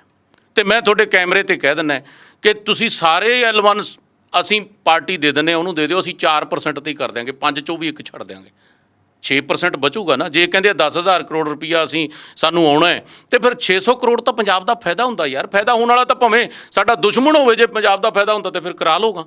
ਇਹਦਾ ਜਵਾਬ 5 ਤੋਂ 10 ਕਿਉਂ ਕੀਤਾ, ਇਹ ਕਿਸੇ ਕੋਲੇ ਹੈ ਨਹੀਂਗਾ। ਜੇ ਆਪਾਂ ਕਹਿ ਲਈਏ ਕਿ ਪਹਿਲਾਂ ਕੁੱਲ ਕਿੰਨੇ ਹੁੰਦੇ ਸੀਗੇ, L1 177 ਦੇ ਕਰੀਬ ਹੁੰਦੇ ਸੀ। ਜਿੱਥੋਂ ਮਰਜ਼ੀ ਬਾਠ ਸਾਹਿਬ ਚਾਹੁਣ, ਜਿੱਥੋਂ ਮਰਜ਼ੀ ਬਰਾੜ ਸਾਹਿਬ ਚਾਹੁਣ, ਕੋਈ ਚਾਹੁਣ, ਜਿੱਥੋਂ ਮਰਜ਼ੀ ਕੋਈ ਖਰੀਦੀ ਜਾਵੇ। ਅੱਜ ਇਹਨਾਂ ਨੇ ਕੁੱਲ 7 ਲਾਇਸੈਂਸ ਜਾਰੀ ਕੀਤੇ ਹੈ। 7 ਦੇ ਵਿੱਚੋਂ 80% ਕੰਮ 2 ਹੈ, ਇੱਕ ਬ੍ਰਿੰਡਕੋ ਹੈ ਤੇ ਇੱਕ ਅਨੰਤ ਹੈ।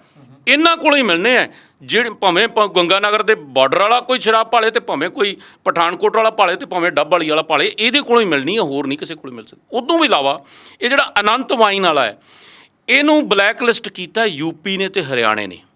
ਜਿਹੜੇ ਵਿਰੋਧੀ ਹੁੰਦੇ ਆ ਉਹਨਾਂ ਨੇ ਚੱਕ ਕੇ ਲਿਆ ਕੇ ਇਹਦੀ ਸ਼ਿਕਾਇਤ ਕਰਤੀ ਕਿ ਇਹ ਬੰਦਾ ਬਲੈਕ ਲਿਸਟਡ ਹੈ, ਉੱਥੋਂ ਦੀਆਂ ਸਰਕਾਰਾਂ ਦੇ ਪੈਸੇ ਨਹੀਂ ਦਿੱਤੇ, ਤੁਸੀਂ ਇਹਨੂੰ ਕੰਮ ਨਾ ਦਿਓ। ਪੰਜਾਬ ਸਰਕਾਰ ਨੇ ਉੱਥੋਂ ਵੈਰੀਫਾਈ ਕੀਤਾ, ਵੈਰੀਫਾਈ ਕਰਨ ਤੋਂ ਬਾਅਦ ਇਹਨੂੰ ਨੋਟਿਸ ਕੱਢਤਾ ਕਿ ਤੈਨੂੰ ਕੰਮ ਦਿੱਤਾ ਨਹੀਂ ਜਾ ਸਕਦਾ, ਤੂੰ ਬਲੈਕ ਲਿਸਟਡ ਹੈ। ਫਿਰ ਪਤਾ ਨਹੀਂ ਕੀ ਘਾਲਾ ਮਾਲਾ ਹੋਇਆ। ਹੁਣ ਇਹ ਜੇ ਪੰਜਾਬ ਦੇ ਵਿੱਚ 80% 2 ਬੰਦਿਆਂ ਕੋਲੇ ਕੰਮ ਹੈ ਤਾਂ 40% ਇਹਦੇ ਕੋਲੇ ਕੰਮ ਹੈ, ਤੇ ਫਿਰ ਕਿਵੇਂ ਕਹੀਏ ਜੀ ਵੀ ਕੋਈ ਕਿਤੇ ਇਹ ਕੱਟੜ ਇਮਾਨਦਾਰੀ ਵਾਲੀ ਗੱਲ ਹੈ। ਸਵਾਲ ਇੰਨਾ ਹੀ ਹੈ ਕਿ ਦੇਖੋ ਕਹਿਣ ਨੂੰ ਕੁਛ ਕਹੀ ਜਾਣ, ਮੇਰੀ ਤਾਂ ਹਲੇ ਵੀ ਗੁਜ਼ਾਰਿਸ਼ ਹੈ ਮੁੱਖ ਮੰਤਰੀ ਸਾਹਿਬ ਨੂੰ, ਜੇ ਪੰਜਾਬ ਨਾਲ ਤੁਸੀਂ ਵਾਕਈ ਪਿਆਰ ਕਰਦੇ ਹੋ ਤਾਂ ਇਹਦੀ ਜਾਂਚ ਮਾਨਯੋਗ ਹਾਈ ਕੋਰਟ ਦੇ ਸਿਟਿੰਗ ਜੱਜ ਨੂੰ ਦੇ ਦਿਓ ਜੀ। ਤੁਸੀਂ ਨਾ CBI ਨੂੰ ਦਿਓ, ਤੁਸੀਂ ਕਹਿੰਦੇ ਹੋ CBI ਸੈਂਟਰ ਦੀ ਹੈ, ਨਾ ਦਿਓ, ਸਿਟਿੰਗ ਜੱਜ ਤੋਂ ਕਰਾ ਦਿਓ। ਮੁੱਖ ਮੰਤਰੀ ਸਾਹਿਬ ਤਾਂ ਸੁਰਖਰੂ ਹੋਣ। ਇਹ 500 ਕਰੋੜ ਦਾ ਘਪਲਾ ਜੇ ਅੱਜ ਉਂਗਲ ਉੱਠੀ ਹੈ ਤੇ ਇਹਦਾ ਕਿਤੇ ਤਾਂ ਜਵਾਬ ਦੇਣਾ। ਫਿਰ ਦੂਜੀ ਗੱਲ, ਸਿੰਗਲਾ ਸਾਹਿਬ ਦਾ ਅੱਜ ਤੱਕ ਸਟਿੰਗ ਕਿਸੇ ਨੂੰ ਨਹੀਂ ਮਿਲਿਆ। ਮੁੱਖ ਮੰਤਰੀ ਸਾਹਿਬ ਨੂੰ ਚਾਹੀਦਾ ਹੈ, ਜੇ ਉਹਨਾਂ ਨੇ ਕਿਹਾ ਸੀ ਵੀ ਭਾਈ ਮੇਰੇ ਕੋਲੇ ਹੈਗਾ ਤੇ ਜਾਰੀ ਕਿਉਂ ਨਹੀਂ ਕੀਤਾ। ਅਦਾਲਤ ਨੇ ਪੁੱਛਿਆ ਵੀ ਉਹ ਕਿੱਥੇ ਆ ਭਾਈ, ਜ਼ਮਾਨਤ ਦੇਣ ਵੇਲੇ ਨਹੀਂ ਦਿੱਤਾ।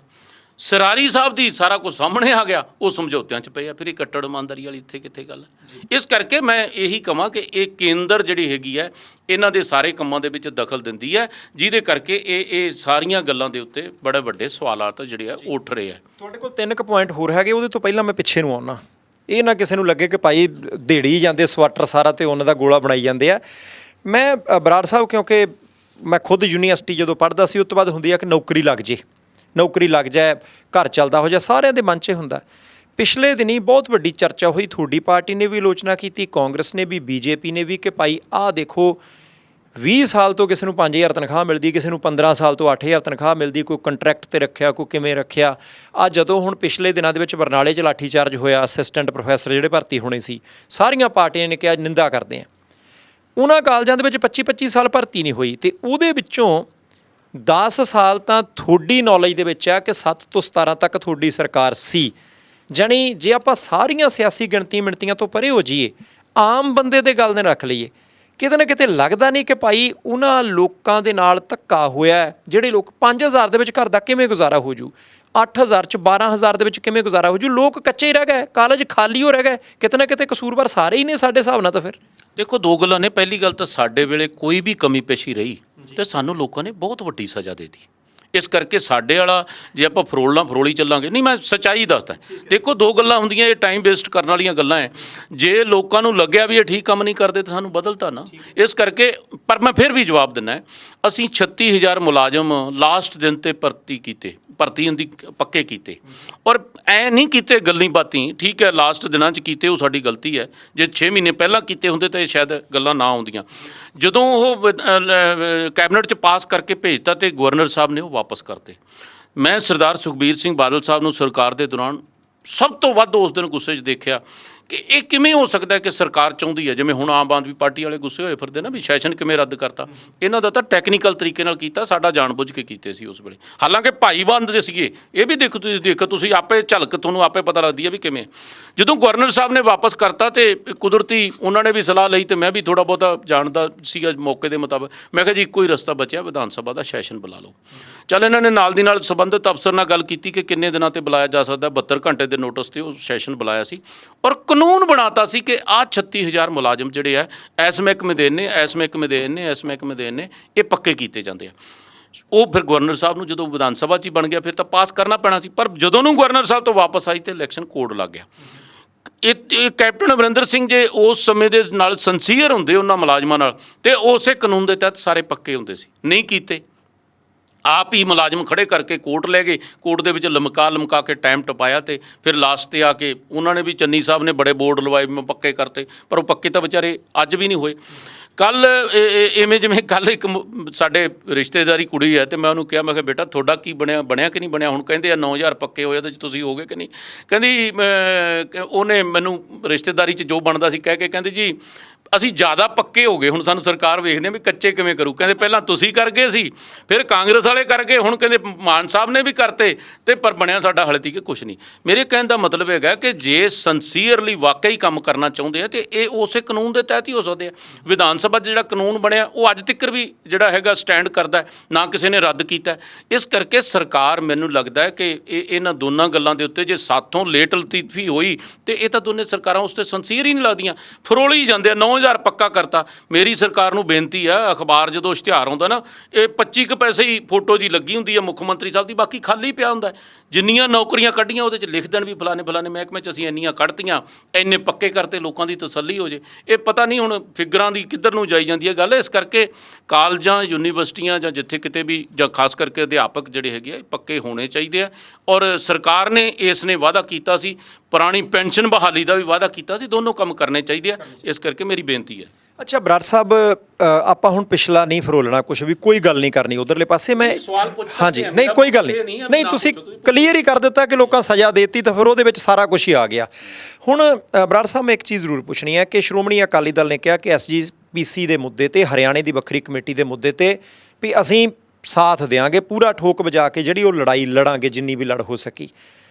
ਅਕਾਲੀ ਦਲ ਲੜਾਈ ਕਿਵੇਂ ਲੜੂਗਾ? ਜਥੇਬੰਦਕ ਢਾਂਚਾ ਤਾਂ ਕੁਝ ਹੱਦ ਤੱਕ ਅਜੇ ਭੰਗ ਹੈ। ਝੁੰਦਾ ਸਾਹਿਬ ਦੀ ਕਮੇਟੀ ਦੀ ਰਿਪੋਰਟ ਦਾ ਥੋੜ੍ਹਾ ਜਿਹਾ ਰੌਲਾ ਪਿਆ। ਜਗਮੀਤ ਸਿੰਘ ਬਰਾੜ ਸਾਹਿਬ ਦੇ ਬਿਆਨ ਕੁਛ ਹੋਰ ਕਰਦੇ ਆ। ਇਆਲੀ ਸਾਹਿਬ ਦਾ ਰਾਸ਼ਟਰਪਤੀ ਦੀ ਚੋਣ ਦੇ ਵਿੱਚ ਵੋਟ ਪਾਉਣ ਤੋਂ ਪਹਿਲਾਂ ਬਾਈਕਾਟ ਦਾ ਸੱਦਾ।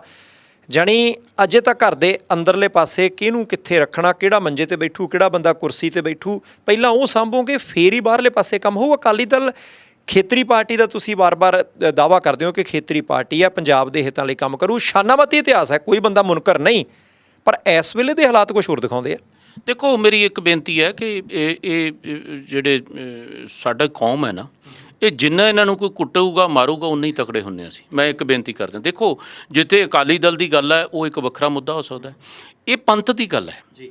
ਸਾਡੇ ਬਜ਼ੁਰਗਾਂ ਦਾ ਕਿਸੇ ਦੇ ਵੀ ਸਾਂਝੇ, ਭਾਵੇਂ ਅੱਜ ਕੋਈ ਕਈ ਕਾਂਗਰਸ ਪਾਰਟੀ 'ਚ ਵੀ ਬੈਠੇ ਹੋਣਗੇ, ਤੁਸੀਂ ਇਹਨੂੰ ਛੱਡ ਦਿਓ, ਡਾਕਟਰ ਮਨਮੋਹਨ ਸਿੰਘ ਰਹੇ ਆ, ਮੈਂ ਜੇ ਗਲਤ ਨਾ ਹੋਵਾਂ ਨਾ ਤੇ ਫਾਦਰ ਜਿਹੜੇ ਆ ਉਹ SGPC ਦੇ ਵਿੱਚ ਕੈਦ ਕੱਟ ਕੇ ਆਏ ਆ SGPC ਦੇ ਲਈ। ਤੇ ਮੇਰੇ ਕਹਿਣ ਦਾ ਮਤਲਬ ਅਕ੍ਰੋਸ ਦੀ ਪਾਰਟੀ ਅੱਜ ਕਾਂਗਰਸ 'ਚ ਬੈਠੇ ਹੋ ਸਕਦੇ ਆ, ਕੋਈ BJP 'ਚ ਬੈਠਾ ਹੋ ਸਕਦਾ, ਕੋਈ ਆਮ ਆਦਮੀ ਪਾਰਟੀ 'ਚ ਬੈਠਾ ਹੋ ਸਕਦਾ। ਇਹ ਸਾਡੀ ਪੰਥ ਦੀ ਸਰਮੌਰ ਜਥੇਬੰਦੀ ਹੈ। ਜੇ ਇਹਨੂੰ ਤੁਸੀਂ ਢਾਹ ਲਾਤੀ ਤੇ ਕੱਲ੍ਹ ਨੂੰ ਹਰਿਆਣੇ ਵਾਲੇ ਕਹਿ ਦੇਣਗੇ ਅਸੀਂ ਤਾਂ ਗੁਰੂ ਨਾਨਕ ਦੇਵ ਜੀ ਦਾ ਜਨਮ ਦਿਨ ਫਲਾਣੇ ਦਿਨ ਮਨਾਵਾਂਗੇ ਜੀ। ਇਹ ਅੱਜ ਇਹਨਾਂ ਨੇ SGPC ਵੰਡਣ ਦੀ ਗੱਲ ਕੀਤੀ ਹੈ, ਕੱਲ੍ਹ ਨੂੰ ਕਹਿ ਦੇਣਗੇ ਅਸੀਂ ਤਾਂ ਜਥੇਦਾਰ ਵੀ ਆਪਦੇ ਲਾਵਾਂਗੇ ਜੀ।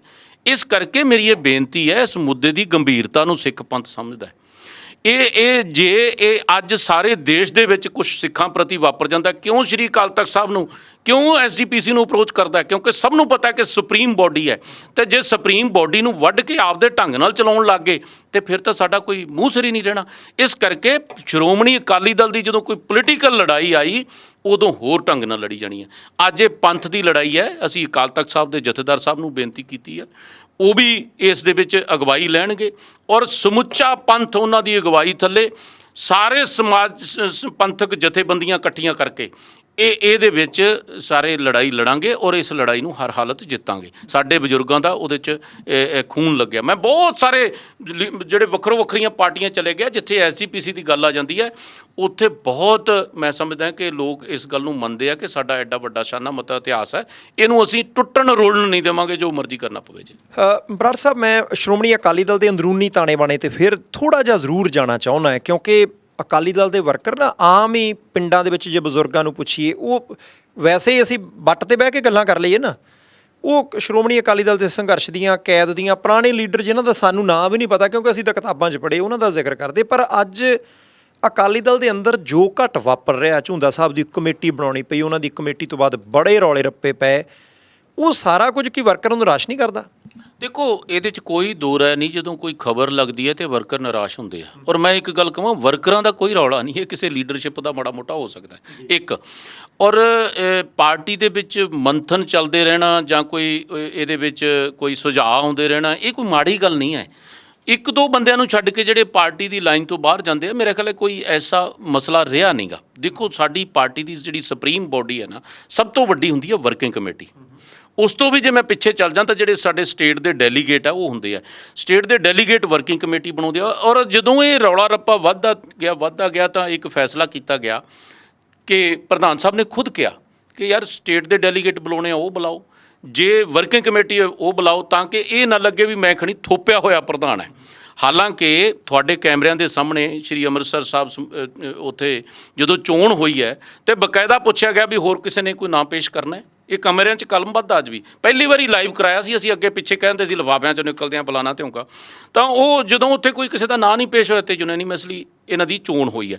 ਔਰ ਸਾਰੀ ਸਟੇਟ ਦੇ ਨਹੀਂ, ਦਿੱਲੀ ਸਟੇਟ ਤੋਂ, ਹਰਿਆਣੇ ਤੋਂ, ਮਹਾਰਾਸ਼ਟਰ ਤੋਂ, ਯੂਪੀ ਤੋਂ, ਉੱਤਰਾਖੰਡ ਤੋਂ, ਹਿਮਾਚਲ ਤੋਂ, ਇਹ ਸਾਡੇ ਸਟੇਟ ਡੈਲੀਗੇਟ ਬਣਦੇ ਆ ਭਰਤੀ ਦੇ ਆਧਾਰ 'ਤੇ, ਅਤੇ ਉਹਨਾਂ ਡੈਲੀਗੇਟਾਂ ਦੇ ਵਿੱਚ ਚੋਣ ਹੁੰਦੀ ਹੈ ਤਾਂ ਪ੍ਰਧਾਨ ਸਾਹਿਬ ਬਣੇ ਸੀ। ਫਿਰ ਵਰਕਿੰਗ ਕਮੇਟੀ ਬਣਦੀ ਹੈ, ਉਹਦੇ 'ਚੋਂ ਵਰਕਿੰਗ ਕਮੇਟੀ ਦੀ ਮੀਟਿੰਗ ਬੁਲਾਈ ਔਰ 98% ਲੋਕ ਮਤਲਬ ਹਾਜ਼ਰ ਸੀਗੇ ਅਤੇ 98% ਨੇ ਇੱਕੋ ਮਤੇ ਦੇ ਵਿੱਚ ਕਿਹਾ ਕਿ ਪ੍ਰਧਾਨ ਸਾਹਿਬ ਹੀ ਪ੍ਰਧਾਨ ਚੱਲਣ। ਪਹਿਲੀ ਗੱਲ ਤਾਂ ਇਹ ਹੈ ਮੇਰੀ ਬੇਨਤੀ, ਕੋਈ ਸੁਖਬੀਰ ਸਿੰਘ ਬਾਦਲ ਸਾਹਿਬ ਥੋਪੇ ਹੋਏ ਨਹੀਂ, ਇਹ ਚੁਣੇ ਹੋਏ ਪ੍ਰਧਾਨ ਹੈ। ਔਰ ਜਿਹੜੀ ਇੰਟਰਨਲ ਕੋਈ ਮਾੜੀਆਂ ਮੋਟੀਆਂ ਚੱਲਦੀਆਂ, ਜਦੋਂ ਹਾਰ ਹੋ ਜਾਂਦੀ ਹੈ ਉਦੋਂ ਮਾੜੀ ਮੋਟੀ ਟੀਕਾ ਟਿੱਪਣੀ ਚੱਲਦੀ ਰਹਿੰਦੀ ਹੈ। ਮੈਂ ਜੇ ਰਾਜਪੁਰੇ ਤੋਂ ਹਾਰ ਗਿਆ, ਮੈਂ ਆਪਦਾ ਨੁਕਸ ਘੱਟ ਕੱਢੂੰਗਾ, ਮੈਂ ਕਹੂੰਗਾ ਫਲਾਣੇ ਨੇ ਵੋਟਾਂ ਨਹੀਂ ਪਵਾਈਆਂ, ਫਲਾਣੇ ਨੇ ਵੋਟਾਂ ਨਹੀਂ ਪਵਾਈਆਂ। ਫਿਰ ਜਦੋਂ ਤੀਜਾ 2-3 ਗੱਲਾਂ ਤੋਂ ਬਾਅਦ ਕੋਈ ਵਾਹ ਨਹੀਂ ਰਹਿੰਦਾ, ਉਹ ਯਾਰ ਸਾਡਾ ਬਸ ਪੁੱਛੋ ਨਾ, ਤੁਸੀਂ ਪਾਰਟੀ ਦਾ ਹੀ ਇਹ ਹਾਲ ਹੈ, ਫਿਰ ਮੈਂ ਕਿਸੇ 'ਤੇ ਦੋਸ਼ ਸੁੱਟੂੰਗਾ ਨਾ। ਹਰ ਬੰਦਾ ਜੇ ਪਾਰਟੀ ਦੇ ਵਿੱਚ ਇੱਕ ਸਧਾਰਨ ਮੈਂਬਰ ਤੋਂ ਲਾ ਕੇ ਪਾਰਟੀ ਦੇ ਪ੍ਰਧਾਨ ਸਾਹਿਬ ਤੱਕ ਹਰੇਕ ਬੰਦੇ ਦੀ ਜ਼ਿੰਮੇਵਾਰੀ ਹੈ, ਉਹ ਭਾਵੇਂ ਜਿੱਤ ਹੋ ਜਾਏ ਅਤੇ ਭਾਵੇਂ ਹਾਰ ਹੋ ਜਾਏ। ਇਸ ਕਰਕੇ ਝੁੰਦਾ ਕਮੇਟੀ ਬਣੀ ਸੀ, ਹਰ ਇਲੈਕਸ਼ਨ ਦੀ ਹਾਰ ਤੋਂ ਬਾਅਦ ਕਮੇਟੀਆਂ ਬਣਦੀਆਂ ਆਈਆਂ। ਐਤਕੀ ਹਾਈਲਾਈਟ ਤੁਹਾਡੇ ਵਰਗੇ ਸੱਜਣਾਂ ਨੇ ਬਹੁਤ ਕਰਤੀਆਂ ਔਰ ਵਿੱਚ ਕੁਝ ਬੋਲਣ ਵਾਲੇ ਸੱਜਣਾਂ ਨੇ ਕਰਤੀਆਂ। ਇੱਕ ਅੱਧੇ ਬੰਦੇ ਨੂੰ ਛੱਡ ਕੇ ਮੇਰਾ ਖਿਆਲ ਹੈ ਕੋਈ ਨਹੀਂ, ਸਾਰੇ ਇਸ ਗੱਲ ਦੀ ਲਾਈਨ 'ਤੇ ਹੈਗੇ ਆ ਕਿ ਪਾਰਟੀ ਨੂੰ ਤਕੜਾ ਕਰਨਾ ਹੈ। ਔਰ ਚੰਗੇ ਸੁਝਾਅ ਆਏ ਆ। ਕਈ ਵਾਰੀ ਮੈਂ ਇਹ ਸਮਝਦਾ ਕਿ ਕਈ ਐਸੇ ਸਾਨੂੰ ਸਬਕ ਸਿਖਾਉਣ ਲਈ ਕੰਮ ਆਉਂਦੇ ਆ। ਸੁਖਬੀਰ ਸਿੰਘ ਬਾਦਲ ਸਾਹਿਬ ਨੇ ਅਨਾਊਂਸ ਕੀਤਾ ਕਿ ਇੱਕ ਪਰਿਵਾਰ ਇੱਕ ਟਿਕਟ, ਇਹ ਛੋਟੀ ਗੱਲ ਨਹੀਂ ਹੈ। ਜਿਹੜੇ ਸਾਡੇ ਜਥੇਦਾਰ ਹੋਊਗਾ ਜ਼ਿਲ੍ਹੇ ਦਾ, ਭਾਵੇਂ ਉਹ ਯੂਥ ਦਾ ਹੋਵੇ ਜਾਂ ਦੂਜਾ ਹੋਵੇ, ਸਿੱਖੀ ਸਰੂਪ 'ਚ ਹੋਵੇ, ਕਿੱਡੀ ਵਧੀਆ ਗੱਲ ਹੈ, ਮਾੜੀ ਗੱਲ ਨਹੀਂ ਹੈ, ਬਹੁਤ ਚੰਗੀ ਗੱਲ ਹੈ ਜੋ ਸਾਡੇ ਸਿਧਾਂਤ ਆ ਉਹਨਾਂ 'ਤੇ। ਫਿਰ ਇਸੇ ਤਰ੍ਹਾਂ ਜੇ ਮੰਨ ਲਓ ਪਹਿਲਾਂ ਕੀ ਹੁੰਦਾ ਸੀ, ਮੈਂ ਇਲੈਕਸ਼ਨ ਲੜੀ ਹੈ, ਮੈਂ ਹਾਰ ਗਿਆ, ਮੈਂ ਨਾਲ ਦੀ ਨਾਲ ਚੇਅਰਮੈਨ ਨਹੀਂ ਮੰਗਣ ਤੁਰ ਪੈਂਦਾ ਸੀ ਔਰ ਆਪਦੇ ਨੇੜੇ ਫਿਰਦੇ ਅਸਰ ਸੂਖ ਕਰਕੇ ਲੈ ਵੀ ਲੈਂਦਾ ਸੀ। ਮੈਂ ਹਾਰ ਗਿਆ, ਮੈਂ ਆਪਦੇ ਪਰਿਵਾਰ ਦੇ ਭਰਾ ਨੂੰ ਜ਼ਿਲ੍ਹਾ ਪ੍ਰੀਸ਼ਦ 'ਚ ਵਾੜਤਾ, ਜੇ ਸੂਤ ਆਇਆ ਤਾਂ ਘਰ ਵਾਲੀ ਨੂੰ ਮਤਲਬ ਕਿਤੇ ਹੋਰ ਵਾੜ ਲਿਆ।